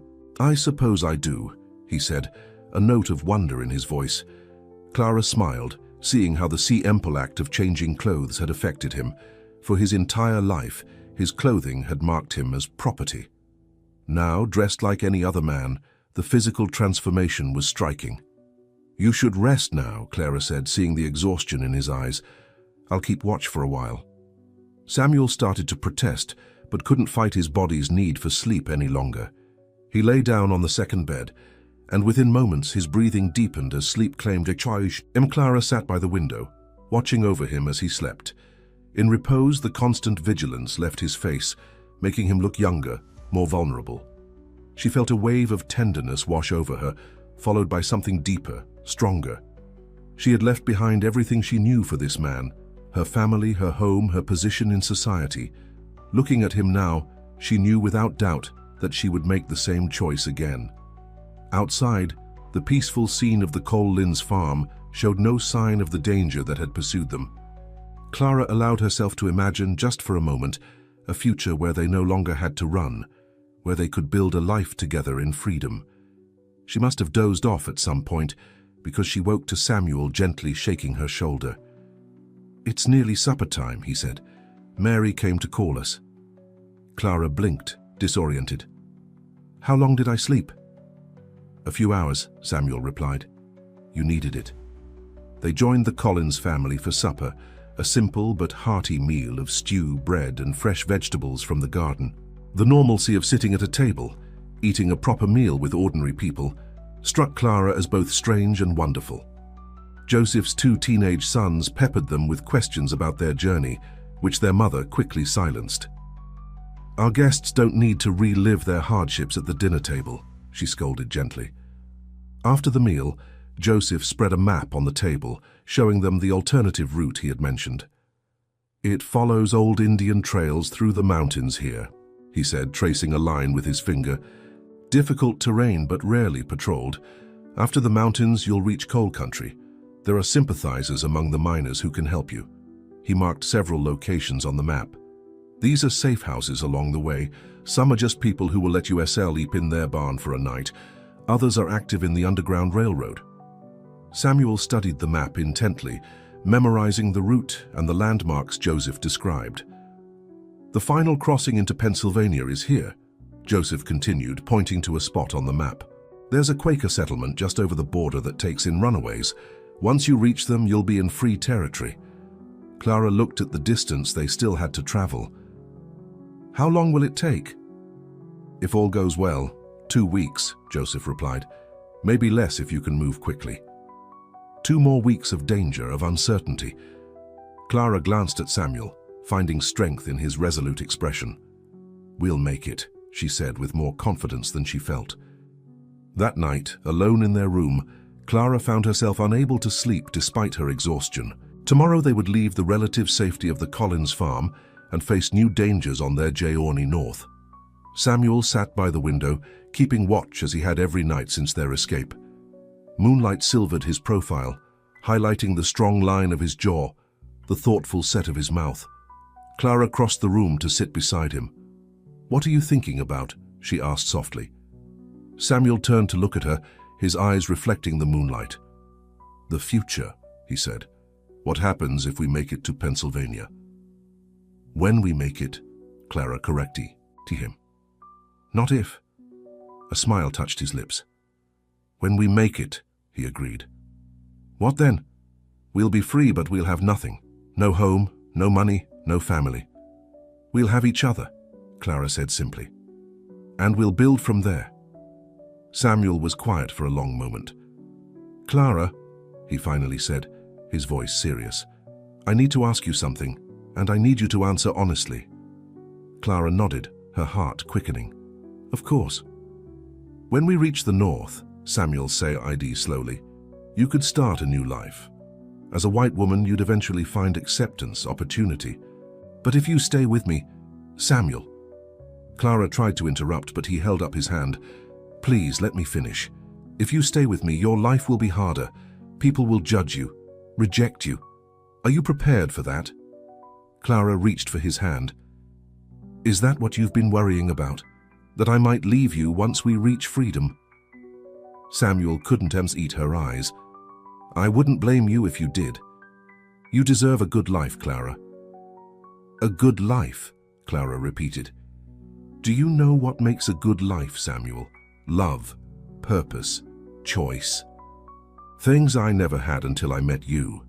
She moved closer, placing her hand on his cheek, turning his face toward hers. "I didn't leave one cage just to walk into another. I choose you, Samuel. Today, tomorrow, and every day after." In the silvery moonlight, she saw something break open in his expression, hope, wonder, and something else that made her heart race. Slowly, giving her every chance to pull away, Samuel leaned forward. When his lips finally met hers, Clara felt as if she'd been waiting for this moment her entire life. The kiss was gentle at first, tentative, then deepening as they both gave in to feelings too long held back. Samuel's arms encircled her, drawing her closer, and Clara felt truly safe for the first time in days. When they finally broke apart, Samuel rested his forehead against hers. "I never dared to hope," he whispered. "Hope now," Clara told him, her hands still linked behind his neck. "Hope for everything." They stayed by the window for a long time, talking softly about the future they would build together, the life they would share. For that brief, precious interval, the danger and uncertainty of their journey faded into the background. Morning came to Suen. Mary provided them with food for the journey, and Joseph gave Samuel a small pistol. "Just in case," he said grimly. "I pray you won't need it." With heartfelt thanks and promises to send word when they reached safety, Clara and Samuel mounted the rested horse and set off toward the mountains that loomed in the distance. The terrain grew steeper and more rugged as they followed the trail Joseph had marked on their map. By midday, they were climbing through a dense forest, the path sometimes disappearing entirely, forcing Samuel to navigate by the sun and the landmarks Joseph had described. "Are you sure we're going the right way?" Clara asked as they paused to rest the horse. Samuel consulted the map again. "There should be a split rock formation somewhere ahead. Once we find that, we follow the valley to the north." They continued on, the horse picking its way carefully up the increasingly steep slope. Clara, riding behind Samuel with her arms around his waist, felt every muscle in his body tense as he guided the animal. Finally, they crested a ridge and saw the landmark they'd been searching for. Two massive boulders split by a narrow gap, exactly as Joseph had described. "There it is," Samuel said with relief. "We're on the right path." They made their way down into the valley beyond, following a stream that cut through the rugged landscape. The mountains rose around them, majestic and remote, offering both protection and challenge. As dusk approached, they needed to find shelter for the night. Samuel spotted a small cave in the rocky hillside, partially hidden by fallen trees. "It's not much," he said as they dismounted, "but it's out of sight and will keep us dry if it rains." They settled in for the night, eating some of the food Mary had provided and sharing their single blanket against the mountain Chi-El. After the relative comfort of the Collins farm, the hard ground and cramped space of the cave were a harsh reminder of the realities of their journey. But as Clara curled against Samuel's side, his arm protective around her shoulders, she found she didn't mind the discomfort. They were together, still moving toward freedom, and now with the added certainty of their feelings for each other. "Samuel," she said softly in the darkness. His voice was Joe Busey, close to sleep. "When we reach Pennsylvania," Clara said, "I want us to be properly married." Samuel was silent for so long that Clara thought he might have fallen asleep. Then she felt his arm tighten around her. "Are you sure?" he asked, his voice a mix of hope and caution. "A white woman marrying a black man. It won't be easy, even in the North." "I'm sure," Clara said firmly. "I want to build a life with you, Samuel. A real life, not hiding, not pretending to be something we're not." Samuel pulled her closer, pressing a kiss to her forehead. "Then we'll be married," he promised, "as soon as we reach free soil." With that promise between them, they fell asleep in each other's arms, finding peace despite the danger that still pursued them. The next 7 days passed in a blur of constant movement, changing terrain, and brief encounters with people who helped them along their way. They followed the route Joseph had marked, staying off main roads and traveling mostly at night when possible. They spent one night in the barn of a German immigrant family who spoke little English but understood their need for shelter. Another night, they slept in an abandoned mining shack, the wind howling through gaps in the walls. Through it all, their bond grew stronger. The shared hardships, the brief moments of beauty or kindness, the constant reliance on each other, all deepened their connection in ways that might have taken years under normal circumstances. On the 8th day, they reached the coal mining region Joseph had described. The landscape changed dramatically, hills scarred by mining operations, streams running black with coal dust. Small towns clustered around the mines. They approached a settlement at dusk, following Joseph's directions to a small church on the outskirts. The minister, a gaunt man named Reverend D. Parker, welcomed them cautiously. "You're the couple Joseph Collins sent word about?" he asked, ushering them inside quickly. Samuel nodded, handing over the letter of introduction Joseph had given them. The Reverend read it, then burned it in a candle flame. "You'll stay in the church basement tonight," he said. "Tomorrow, I'll arrange transportation for the next leg of your journey." In the small windowless basement room, Clara and Samuel collapsed on to the narrow cot, too exhausted to care about the dampness or the musty smell. "How much farther to Pennsylvania?" Clara asked, her voice muffled against Samuel's shoulder. "About 40 miles, Samuel replied. 2 more days, maybe 3. Clara nodded, too tired for words.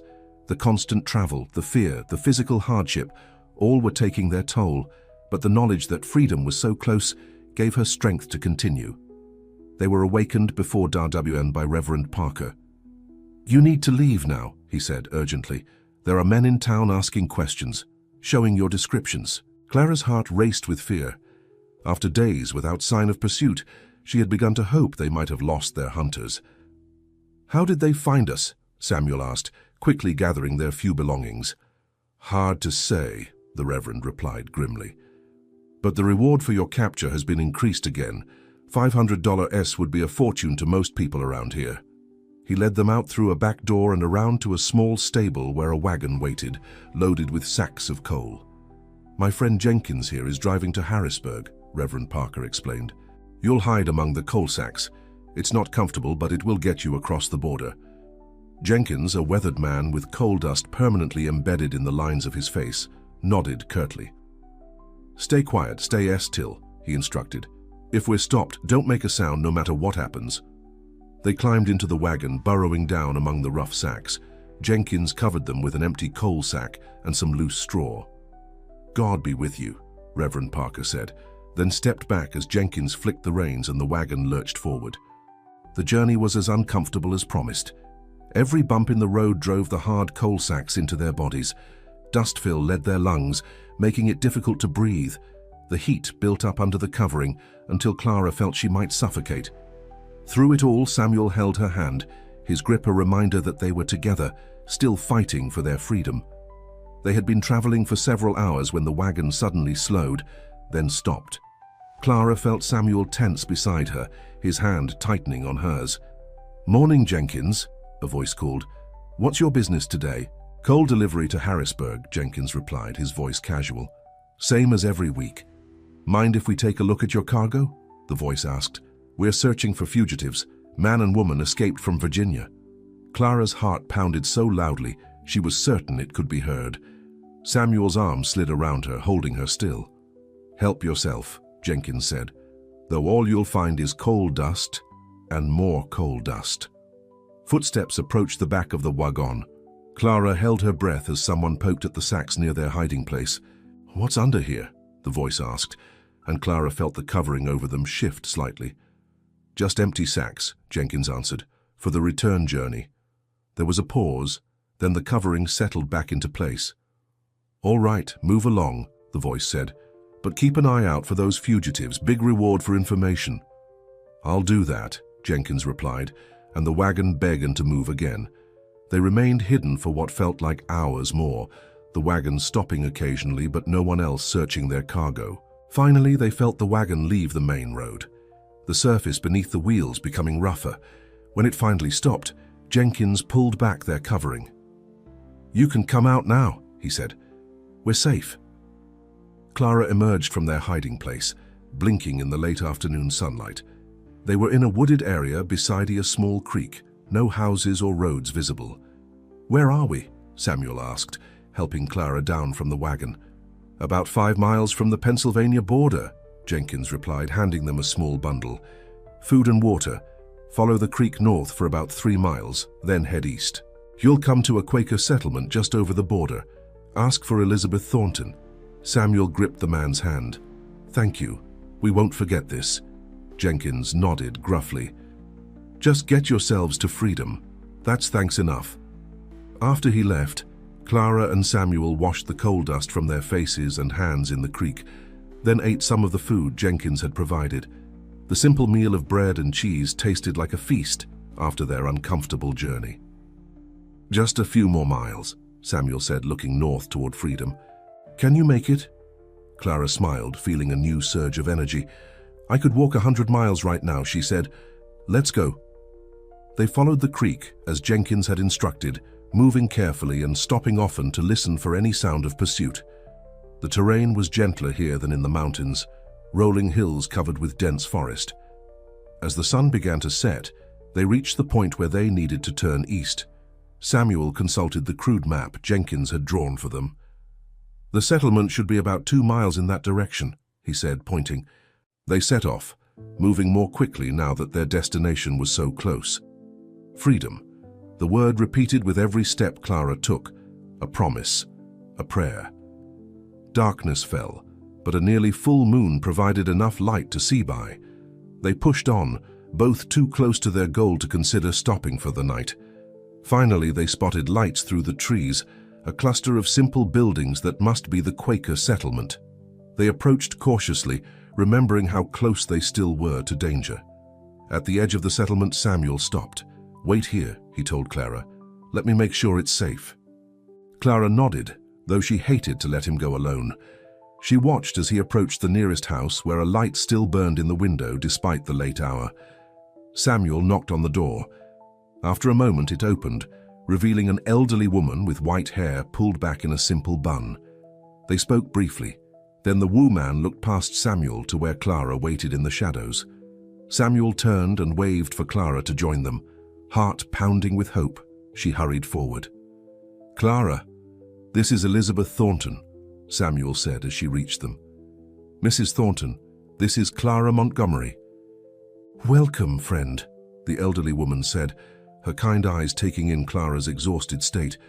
"Thee is safe now. Come inside." Those simple words, "Thee is safe now," nearly undid Clara completel why. She swayed on her feet, overcome by emotion, and Samuel's arm went around her waist, supporting her as they followed Elizabeth into the house. Inside, a fire burned in the hearth, and the simple room was warm and inviting. Elizabeth brought them hot tea and a simple meal of soup and bread. Is this Pennsylvania?" Clara asked, hardly daring to believe they had actually crossed the border. Elizabeth smiled. "Yes, child. Thee is in Pennsylvania now.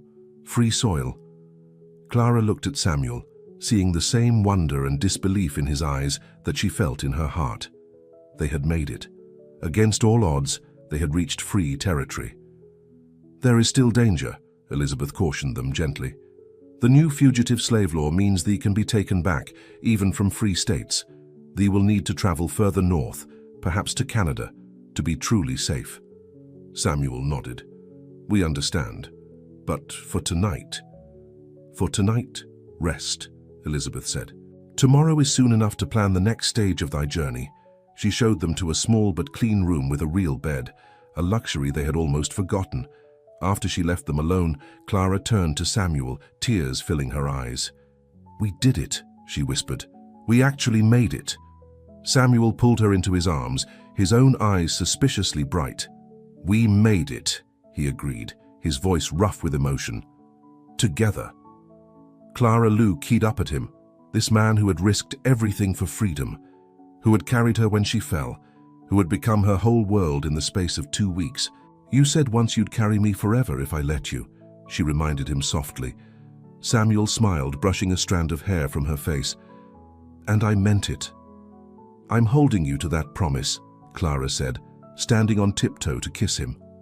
In that moment, surrounded by the simple walls of a Quaker home on free soil, Clara Montgomery knew she had found something most people search for their entire lives: true freedom, true purpose, and true love. The journey wasn't over. There would be more challenges ahead, more dangers to face. But they would face them together, each carrying the other when needed, both walking toward a future of their own making. And for now, that was enough. James Montgomery stood at the window of his study, staring out at the orchard, where his nightmare had begun nearly 3 weeks ago.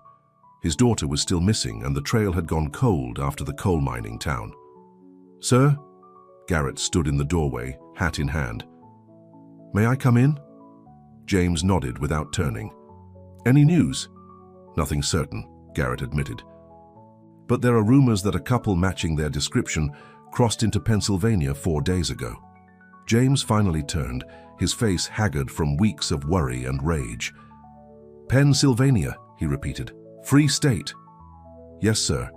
But the new fugitive slave law still applies. We have the right to reclaim your property even there." "My property," James said bitterly. "And my daughter. What does the law say about her?" Garrett shifted uncomfortably. "That's complicated, sir. If she's helping a runaway—" "She's being held against her will," James snapped. "That slave has kidnapped her, filled her head with lies."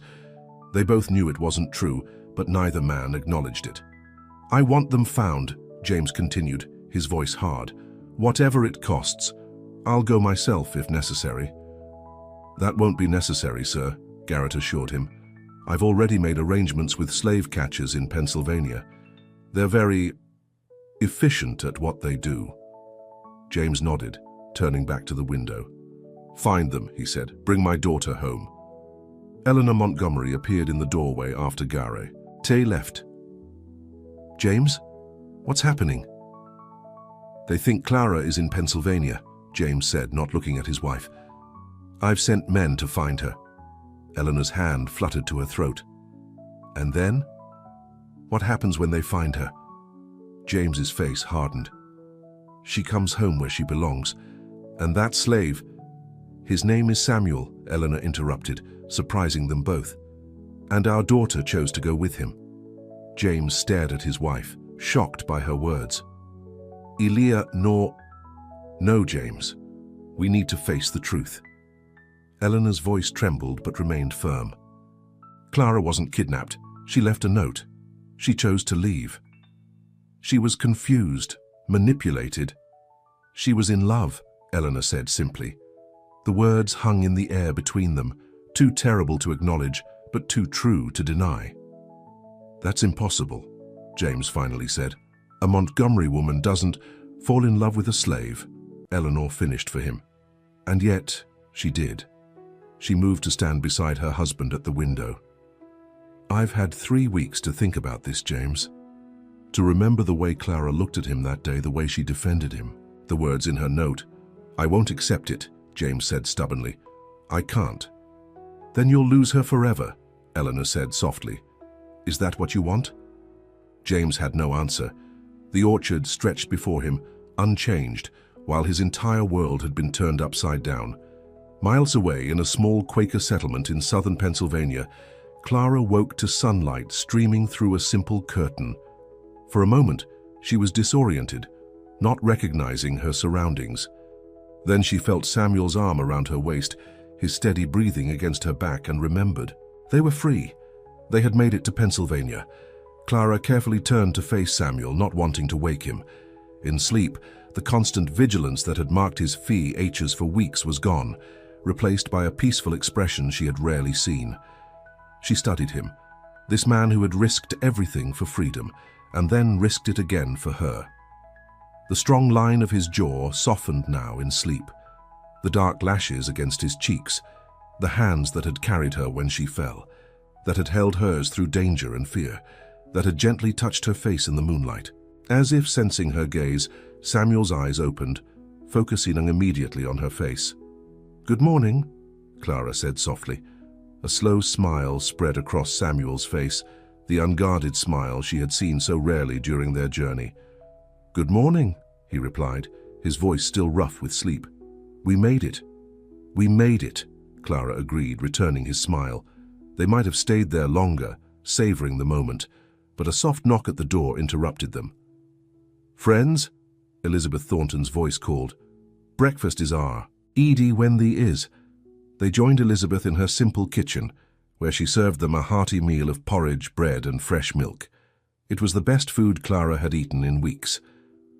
"I've sent word to friends further north," Elizabeth told them as they ate. "They can help thee continue thy journey to Canada, where thee will be truly safe from the slave catchers." "How soon can we leave?" Samuel asked, his practical nature reasserting itself now that they had rested. "Tomorrow, perhaps," Elizabeth replied. "There are arrangements to be made. In the meantime, thee should rest and regain thy strength." After breakfast, Elizabeth showed them around the small settlement, a cluster of simple homes housing about 20 Quaker families. Everyone they met greeted them with kindness, offering help and encouragement for the next stage of their journey. "These people risk so much to help strangers," Clara remarked as they walked back to Elizabeth's house. "Why do they do it?" "Their faith teaches them that all people are equal in God's eyes," Elizabeth explained. "They believe helping those in need is not just a duty, but a privilege." Clara thought about the contrast between this simple community and the plantation society she had left behind. One built on equality, the other on ownership and hierarchy. "Could we stay here?" she asked suddenly. "Not forever, but for a while. I'd like to learn more about their ways." Elizabeth smiled gently. "Thee is welcome here, child, but it might not be safe. This settlement is too close to the Maryland border, and there are those who make their living capturing runaways to return them to bondage." Samuel nodded in understanding. "We should continue north as soon as possible." That afternoon they met with Jacob Harper, a younger Quaker man who would guide them on the next leg of their art journey. "I travel regularly to our sister settlement near Philadelphia," he explained, spreading a map on Elizabeth's table. "Thee can accompany me as far as there. From Philadelphia, others will help thee reach New York, and from there to Canada." "How long will the journey take?" Clara asked. "To Philadelphia. 3 days if the weather holds," Jacob replied. "To Canada, perhaps 2 weeks. 2 more weeks of travel, of hiding, of danger."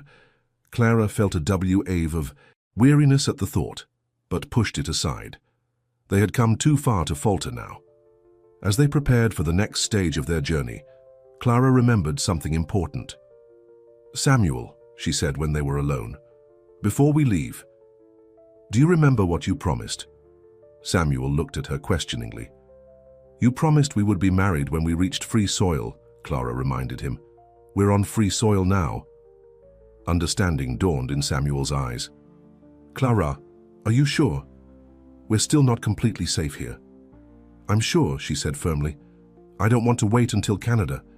I want to be your wife now, today, before we continue our journey."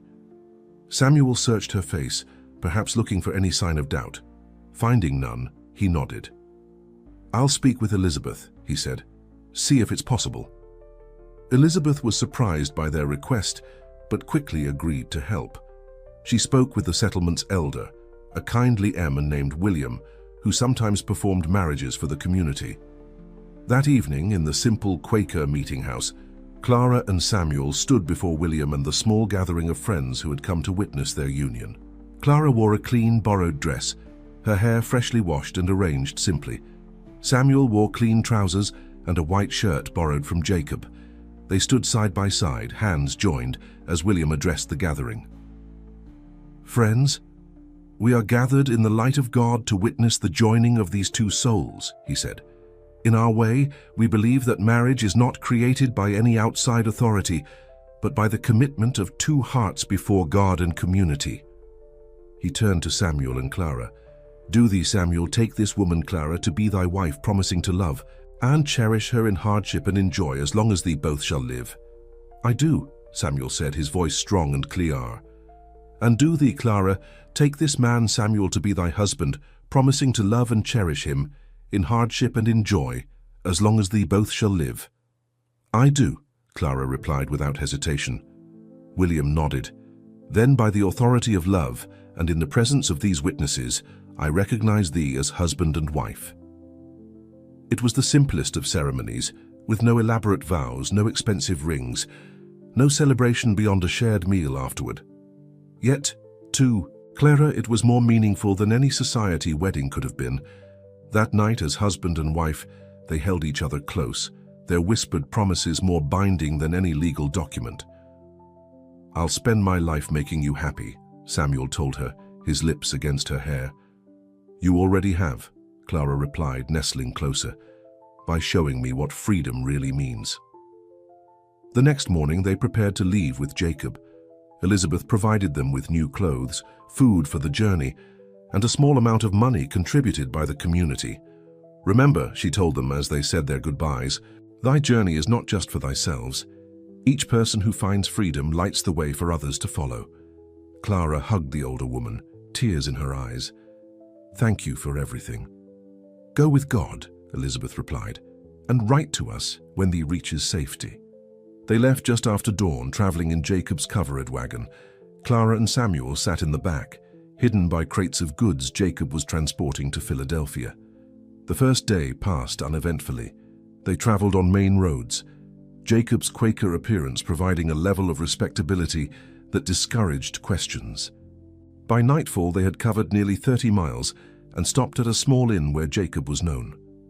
Friends of mine, he explained as he led them to a room at the back of the inn. They'll ask her no questions.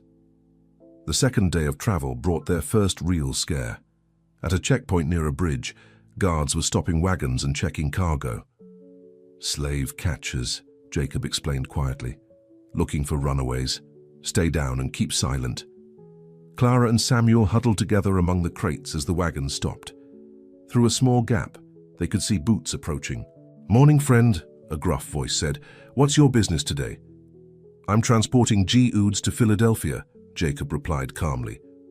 Cloth and housewares from our settlement. Mind if we take a look? The man asked. Not at all, Jacob said. Clara held her breath as the wagon rocked slightly, someone climbing up to look in the back. She felt Samuel's arm tighten around her, pulling her deeper into the shadow of a large crate. What's in these?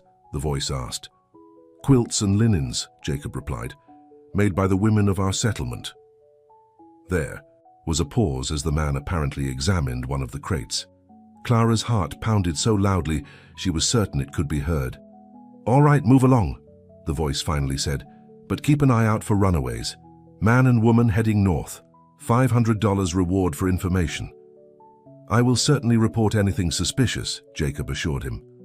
The wagon moved forward, crossing the bridge and continuing down the road. Only when they were well clear of the checkpoint did Clara let out the breath she'd been holding. That was close, she whispered.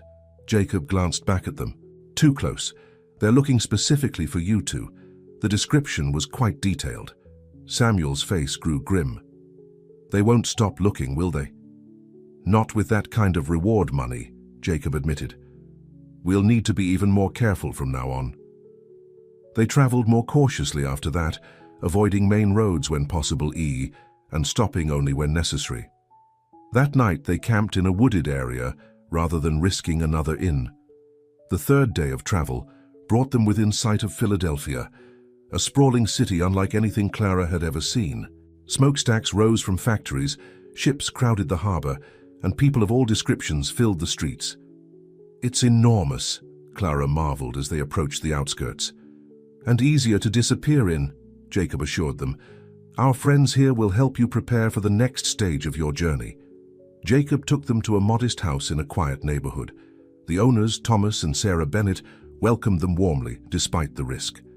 You'll stay with us until arrangements can be made for your journey to New York, Thomas told them as Sarah showed them to a small attic room. How long will that be? Samuel asked. A few days, perhaps a week, Thomas replied. There are complications.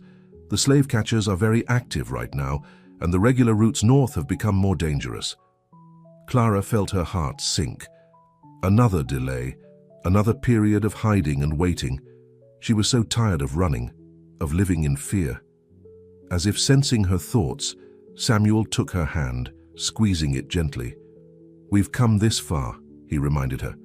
A few more days won't matter. The Bennett house became their sanctuary for the next 5 days. They stayed lie in their attic room, coming down only for meals and brief periods in the evening when Thomas assured them it was safe. On the 6th day, Thomas brought news. I've arranged passage for you on a canal boat heading to New York, he told them. It leaves tomorrow morning. The captain is a friend of our cause and will hide you in his cargo hold. Clara felt a surge of hope. New York was another step closer to Canada, to true freedom. That night, as they prepared for the next stage of their journey, Samuel noticed Clara looking pensive. What is it? He asked, sitting beside her on the narrow bed. I was just thinking about home, Clara admitted. Not that I want to go back, she added quickly, seeing his expression. But I wonder if my parents are still looking for me, if they're worried." Samuel was quiet for a moment. "They must be," he finally said. "Whatever else they are, they're your parents." Clara no-deeded, a wave of sadness washing over her. "I left without really saying goodbye, just that note." "Do you regret it?" Samuel asked softly. "No," Clara said firmly. "I made the right choice, but I wish things could have been different, that they could have understood." Samuel put his arm around her shoulders. "Maybe someday they will." Clara leaned against him, drawing comfort from his presence. "Maybe," she agreed, though neither of them really believed it. Early the next morning, Thomas took them to the canal where the boat was docked. The captain, a weathered man named William Porter, greeted them discreetly. "My cargo hold is prepared," he said in a low voice. "It's not comfortable, but it's safe. No one will search there." They thanked Thomas for his help and boarded the boat, following Captain Porter to a hatch in the deck. Below, a small space had been cleared among crates and barrels. "Stay quiet," Porter instructed them. "The journey to New York takes 4 days. I'll bring food when I can, but there may be times when it's not safe to open the hatch." The cargo hold was dark, damp and cramped, far worse than any accommodation they'd had since leaving the plantation, but it was a means to freedom, so they settled in without complaint. The first day passed slowly, the gentle rocking of the boat and the splash of water against its sides, the only sounds. Captain Porter brought them food and water twice, speaking briefly each time to assure them all was well. On the second day, they heard voices above, other boats passing, locks being navigated, occasional inspections. Each time they held their breath, waiting for the dreaded sound of the hatch opening of discovery. But the captain was true to his word. No one searched the cargo hold, and they remained safely hidden. The third day brought a storm, the boat pitching on the rough canal waters. Clara became violently ill, and Samuel held her through the worst of it, wiping her face with a damp cloth and murmuring words of comfort. "I'm sorry," she whispered, when the nausea finally subsided. "For what?" Samuel asked, smoothing her hair back from her pale face. "For being weak," Clara said. "You never complain, never show weakness. And here I am, sick from a little rough water." Samuel shook his head. "You're the strongest person I know, Clara. Leaving everything you knew, facing dangers you never imagined, that takes more courage than anything I've done." His words warmed her heart, giving her strength to endure the rest of the journey. On the fourth day, they felt the boat slow, then stop. The hatch opened, revealing Captain Porter's weathered face. "We've arrived," he said. "But there's a problem. Slave catchers are checking boats at the dock. We need to get you off before we reach the main port." He explained that they would need to slip over the side of the boat where it was currently moored, about a mile from the main port. Friends would be waiting to guide them to safety. Under cover of darkness, Clara and Samuel climbed out of the cargo hold for the first time in 4 days. The fresh air was intoxicating after the stale confines below. "There," Porter pointed to the shore, where a lantern flashed to Weiss. "That's your signal. Can you swim?" Samuel nodded, but Clara hesitated. Growing up on a plantation, she had never learned. "I'll help you," Samuel assured her. "Just hold on to me."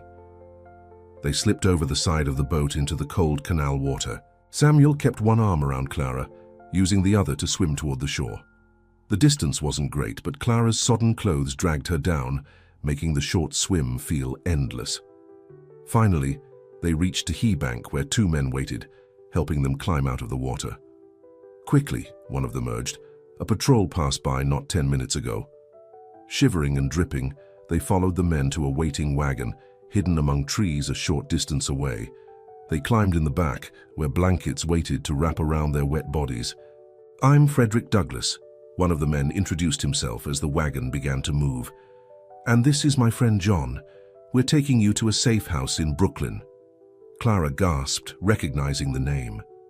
"Frederick Douglass? The abolitionist speaker?" The man smiled. "The same.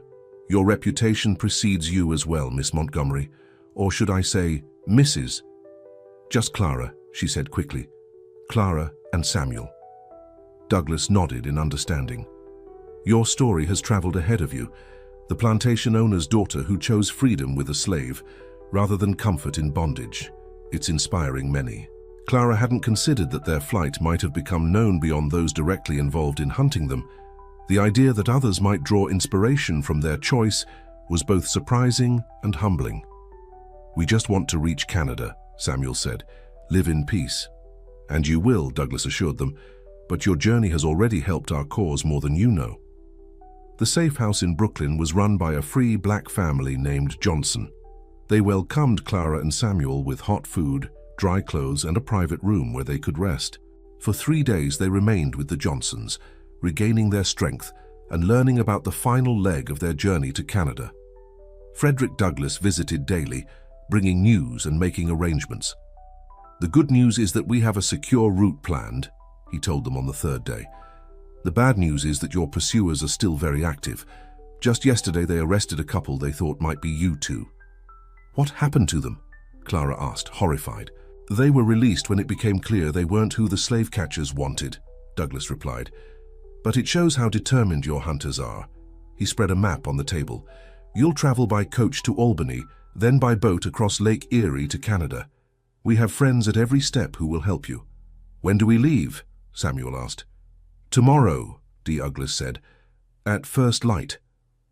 That night, Clara lay awake beside Samuel, thinking about how far they had come and how close they were to true freedom. Just a few more days and they would be in Canada, beyond the reach of American laws. "Are you awake?" she whispered. "Yes," Samuel replied, turning to face her in the darkness. "Can't sleep?" "I was thinking about what happens when we reach Canada," Clara said. "Where will we go? What will we do?" Samuel W. was quiet for a moment. "There's a settlement near Toronto where many former slaves have started new lives. We could go there, at least at first." "And then?" Clara prompted. "And then we build the life we talked about," Samuel said, his hand finding hers. "I'll find work, save money to buy land you could teach like you wanted." The simple dream they had shared during their flight now seemed within reach. Clara moved closer, resting her head on Samuel's sea hest. "I can't wait to start," she said softly. The next morning, they said goodbye to the Johnsons and climbed into a closed carriage with Frederick Douglass. "I'll accompany you as far as Albany," he told them. "From there, others will guide you the rest of the way." The journey to Albany took 2 days, with stops at safe houses along the way.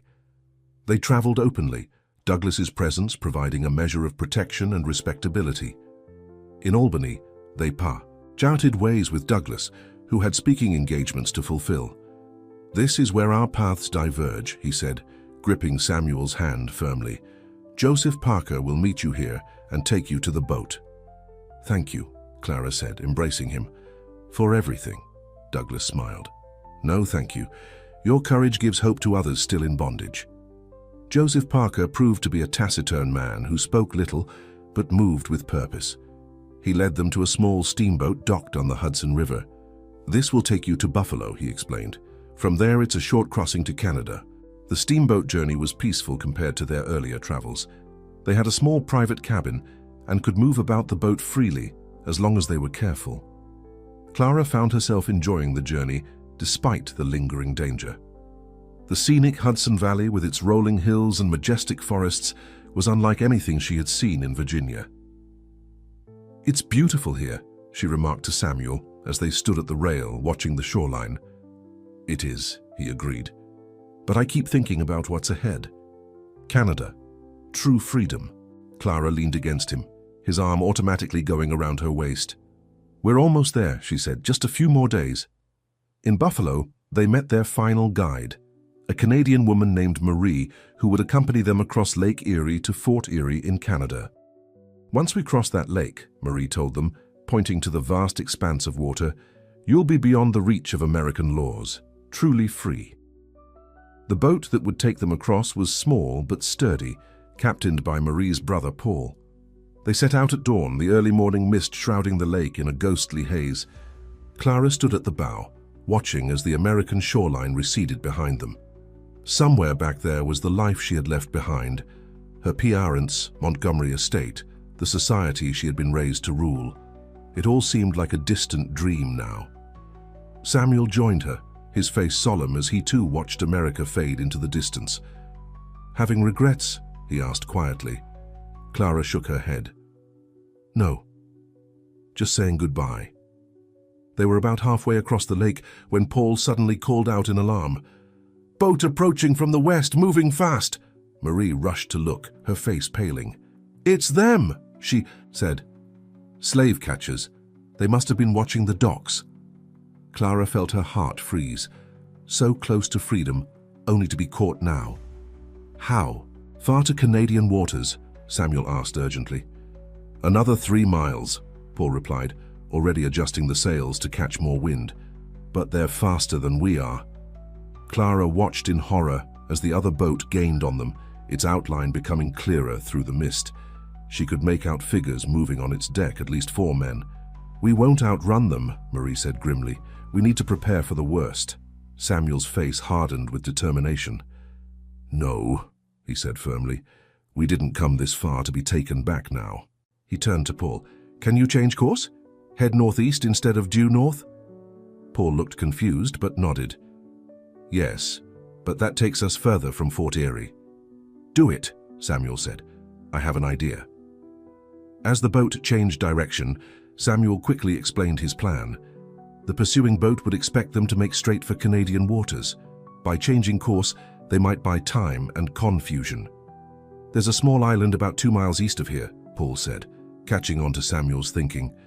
"If we can reach it, we can hide among the coves until they give up the search." It was a desperate plan, but their only hope. The pursuing boat initially continued on its original course, obviously expecting them to make directly for Canada. By the time the slave catchers realized the deception and changed course, Samuel and Clara's boat had gained valuable distance. "We might make it," Paul said, his voice tight with tension as he guided the boat through the increasingly choppy waters. The island appeared through the mist, a small rocky outcrop with dense trees and numerous small bays and inlets. Paul steered for a narrow channel between 2 rocky points, barely wide enough for their boat to pass through. "They won't be able to follow us in here," he said, as the boat slipped into the sheltered cove beyond. "Their boat is too large." They moored in a small inlet hidden from view by overhanging trees and rocks. Through gaps in the foliage, they could see the larger boat circling the island, searching for a way to approach. For hours, they waited in tense silence, watching as the slave catcher's boat patrolled the waters around the island. Occasionally, they could hear shouts as the men called to each other. "They're persistent," Marie whispered. "They must really want that reward." As afternoon turned to evening, a fog began to roll in, thickening the already misty air. Paul saw their opportunity. "We'll leave now," he decided. "The fog will hide us, and we can make straight for Canadian waters." Under cover of fog and approaching darkness, they slipped out of the hidden cove and set course directly for Fort Erie. The slave catcher's boat was nowhere in sight, presumably still searching the far side of the island. Clara stood with Samuel at the rail, straining to see through the fog for any sign of pursuit.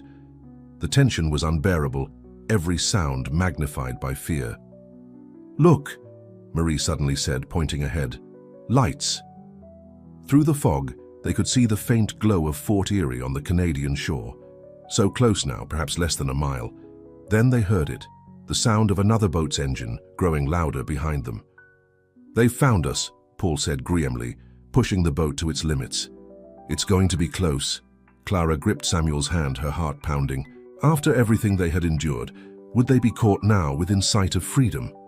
The pursuing boat grew closer, its outline visible through the fog. They could hear shouts now, orders being called. "Halt that boat," a voice commanded. "By order of the United States government." Paul ignored the command, keeping their course steady toward the Canadian shore. The lights of Fort Erie grew brighter, tantalizingly close. "Prepare to be boarded," the voice shouted, and Clara saw hooks being ready to catch their boat. Samuel turned to her, his eyes fierce with determination. "If they board us, jump," he said urgently. "Swim for shore. I'll hold them off as long as I can." "I'm not leaving you," Clara said, equally determined. "You must," Samuel insisted. "One of us has to make it." Before she could argue further, Marie called out excitedly, "We've crossed. We're in Canadian waters." Paul immediately began waving a flag and shouting, "Canadian territory! This is Canadian territory!" The pursuing boat slowed, then stopped just short of their position. Through the fog, Clara could make out the figures of men standing at the rail, faces dark with frustration. "This isn't over, Montgomery," a voice called. Garrett's voice, Clara realized with a shock. The overseer himself had pursued them all this way. "Your father won't stop until he has you back." Clara moved to the rail, standing tall beside Samuel. "Tell my father I'm where I choose to be," she called back, "with the man I love." There was a moment of stunned silence from the other boat. Then Garrett's voice again, this time directed at Samuel. "You'll never be safe, boy. There's nowhere you can hide that we won't find you." Samuel's arm went around Lara's waist, holding her steady as their boat continued toward the Canadian shore. "We're not hiding anymore," he called back, his voice strong and clear across the water. "We're free." The slave catcher's boat hovered at the boundary of Canadian waters for a few minutes longer, then slowly turned and headed back toward American territory. They had come to the limit of their authority, and they knew it. As their own boat approached the dock at Fort Erie, Clara felt a wave of emotion so powerful it nearly overwhelmed her. They had made it. Against all odds, despite every obstacle, they had reached freedom. Samuel helped her onto the dock, and for a moment they simply stood there, feeling Canadian soil beneath their feet for the first time. Around them, the small port town went about its evening business, unaware of the significance of this moment for the two newcomers. Marie approached, smiling at their St. Und expressions. "Welcome to Canada," she said simply. "Welcome to freedom." That night, they stayed in a small inn in Fort Erie, their first night as truly free people. The room was simple but clean, with a real bed and privacy, luxuries they had almost forgotten during their weeks on the run. "I can hardly believe it," Clara said as they sat by the window, looking out at the peaceful Canadian street. "We're actually here. We're safe." Samuel nodded, his eyes reflecting the same wonder she felt. No more running, no more hiding. "What do we do now?" Clara asked, the future suddenly stretching before them, full of possibilities. "Now we live," Samuel said simply. "We build the life we've been dreaming of." The next morning, they met with representatives from the local anti-slavery society, who had been alerted to their arrival by Marie. The society helped newly arrived fugitives settle in Canada, providing temporary housing, work opportunities, and community support.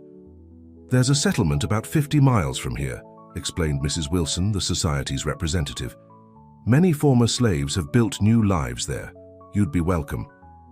"What kind of work is available?" Samuel asked. "For men, mostly farming or trades," Mrs. Wilson replied. "Some find work in town as laborers or craftsmen. For women," she looked at Clara uncertainly. "I want to teach," Clara said firmly. "Children need education regardless of color." Mrs. Wilson looked surprised but nodded. "The settlement has a small school. They're always in need of teachers." Over the next few days, with the society's help, Clara and Samuel prepared for the journey to their new home. They purchased basic supplies, warm clothes for the Canadian winter, and a few simple household items. A week after arriving in Canada, they set out for the settlement, traveling by wagon with another family who had recently escaped from Kentucky. The journey took 2 days through beautiful countryside, rolling hills, dense forests, and fertile farmland. It was early autumn, and the trees were just beginning to turn, painting the landscape in shades of gold and crimson. As they approached the settlement, Clara felt a mix of excitement and nervousness. This would be their home, the place where they would build their new life together. The settlement itself was modest but well established, a cluster of simple cabins and small farmhouses around a central area with a church, a small store, and the schoolhouse Clara had heard about. They were welcomed warmly by the community, many of whom had made similar journeys to freedom. The society had arranged temporary housing for them with an elderly couple until they could establish a place of their own. Within days, Samuel found work helping a local carpenter. His intelligence and quick learning impressed the older man, who offered to teach Samuel the trade.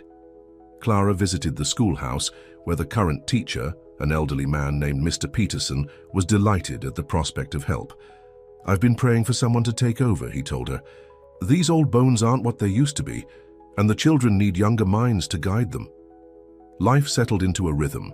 Samuel working with the carpenter during the day, Clara assisting at the school, both of them saving every penny toward their dream of a place of their own. In the evenings, they would sit by the fire in their small borrowed room, planning their future. "The Robertson place might be for sale soon," Samuel told her one night, a few months after their arrival. 10 acres with a small cabin that needs work, but it's a start." Clara smiled, seeing the enthusiasm in his eyes. "Our ON land," she marveled. "I never thought I'd be excited about 10 acres when I grew up surrounded by thousands." Samuel laughed, pulling her close. "Those thousands were built on the backs of others. These 10 will be ours, truly ours, worked by our own hands." Winter came, harsh and cold, like nothing Clara had experienced in Virginia. But there was beauty in it too. The pristine snow, the crystalline sparkle of ice on trees, the cozy warmth of community as neighbors helped each other through the difficult months. By spring, they had saved enough for a down payment on the Robertson place. The cabin was indeed in need of work. The roof leaked, the floor sagged in places, and the single room was barely large enough for a bed and table. But it was theirs, their own home on their own land, in a country where they were recognized as human beings with rights and dignity. Samuel worked tirelessly to repair and expand the cabin, adding a small second room that would serve as a kitchen. Clara planted a garden and continued teaching at the settlement school, walking the mile each way daily. In late summer, almost exactly a year after they had fled Montgomery Estate, Clara received a letter forwarded through the Anti-Slavery Society. The handwriting on the envelope was familiar, her mother's. Clara stared at it for a long time before finding the courage to open it. "What does it say?" Samuel asked, seeing her expression as she read. Clara looked up, tears in her eyes. "My father died," she said quietly. 2 months ago. Heart failure." Samuel moved to sit beside her, his arm going around her shoulders in silent support. "My mother writes that his last words were about me," Clara continued, her voice thick with emotion. "He asked her to find me, to tell me." She paused, struggling to continue. "To tell me he was sorry." Samuel held her as she cried, for the father who had finally understood too late, for the years of separation that could never be recovered, for the reconciliation that would never happen. The letter went on to say that Eleanor was selling Montgomery Estate and moving to Charleston to live with her sister. She had freed the remaining slaves, providing them with papers and a small sum to start new lives. "She asks if she can visit," Clara said, wiping her eyes. "She wants to meet you, to see our life here." Samuel was quiet for a moment, considering. "What do you want?" "I want her to come," Clara said without hesitation. "She's my mother and she's trying to understand. That's more than I ever expected." Eleanor Montgomery arrived in Canada 2 months later, a journey she had undertaken alone, leaving behind everything familiar. The elegant woman who stepped down from the carriage seemed smaller than Clara Rem Embard, more fragile somehow. Their reunion was awkward at first, both women uncertain how to bridge the gulf between them. But as the days passed, Eleanor made a genuine effort to understand her daughter's choices and to know Samuel as a person rather than property. "You have a good life here," she observed one evening as they sat on the small porch Samuel had added to the cabin. "Different from what I imagined for you, but good." "It's the life I chose," and Clara said simply, "with the man I love." Eleanor nodded, watching as Samuel worked in the field beyond the cabin. "He's a good man," she admitted. "I can see that now." "He is," Clara agreed. "The best I've ever known." Eleanor stayed for 2 weeks before returning to Charleston. When she left, she pressed a small package into Clara's hands. "Your inheritance," she explained. "Not much. Your father's debts took most of it, but enough perhaps to help with your dreams." Inside was a modest sum of money and a few family heirlooms, Clara's grandmother's pearls, a small portrait of Clara as a child, a few books from the Montgomery Library. "Thank you," Clara said, embracing her mother, "for understanding, for coming here." "I hope to return," Eleanor said. "Perhaps next summer." "We'd like that," Clara replied, and meant it. As the carriage carrying Eleanor disappeared down the road, Samuel came to stand beside Clara. "Are you all right?" he asked. Clara nodded, leaning against him. "Better than all right," she said. "I feel like another piece of our life is falling into place. With Eleanor's gift, they were able to complete the additions to their cabin and purchase a horse and plow, making Samuel's work in the fields easier. Clara continued teaching, now taking on adult students in the evenings as well. Former slaves eager to learn to read and write. 2 years after their escape, Clara gave birth to their first child, a daughter they named Elizabeth, after the kind Quaker woman who had welcomed them to freedom. A son followed 2 years later, named James in memory of Clara's father. Their little farm prospered, and their family grew. Samuel's reputation as a skilled carpenter spread beyond the settlement, bringing commissions from neighboring towns.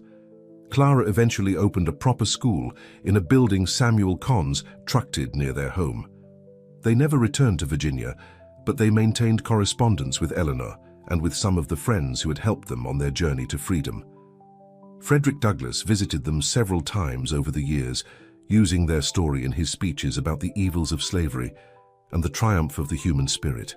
The children grew up knowing the story of their parents' flight to freedom, not as a tale of victimhood, but as a testament to courage, love, and the relentless pursuit of dignity. On warm summer evenings, the family would often sit on the porch of their now expanded home, watching the sunset over fields that belonged to them, truly belonged to them. "Tell us again, Papa," 10-year-old Elizabeth would beg. "Tell us about carrying Mama when she fell." And Samuel would smile at Clara, the memory of that day in the orchard as fresh as if it had happened yesterday. "It was the hottest day of the summer," he would begin, his voice dropping to the storytelling rhythm the children loved. "And your Mama, being stubborn as always, insisted on walking in the orchard, even though the heat was unbearable." Clara would listen, her heart full, as she watched her husband and children, this family that had been born from a moment of courage, a moment when a slave had dared to lift a white woman in his arms, and a woman had dared to see bay on the boundaries society had drawn around them both. "I'll carry you forever if you let me," Samuel had promised that day.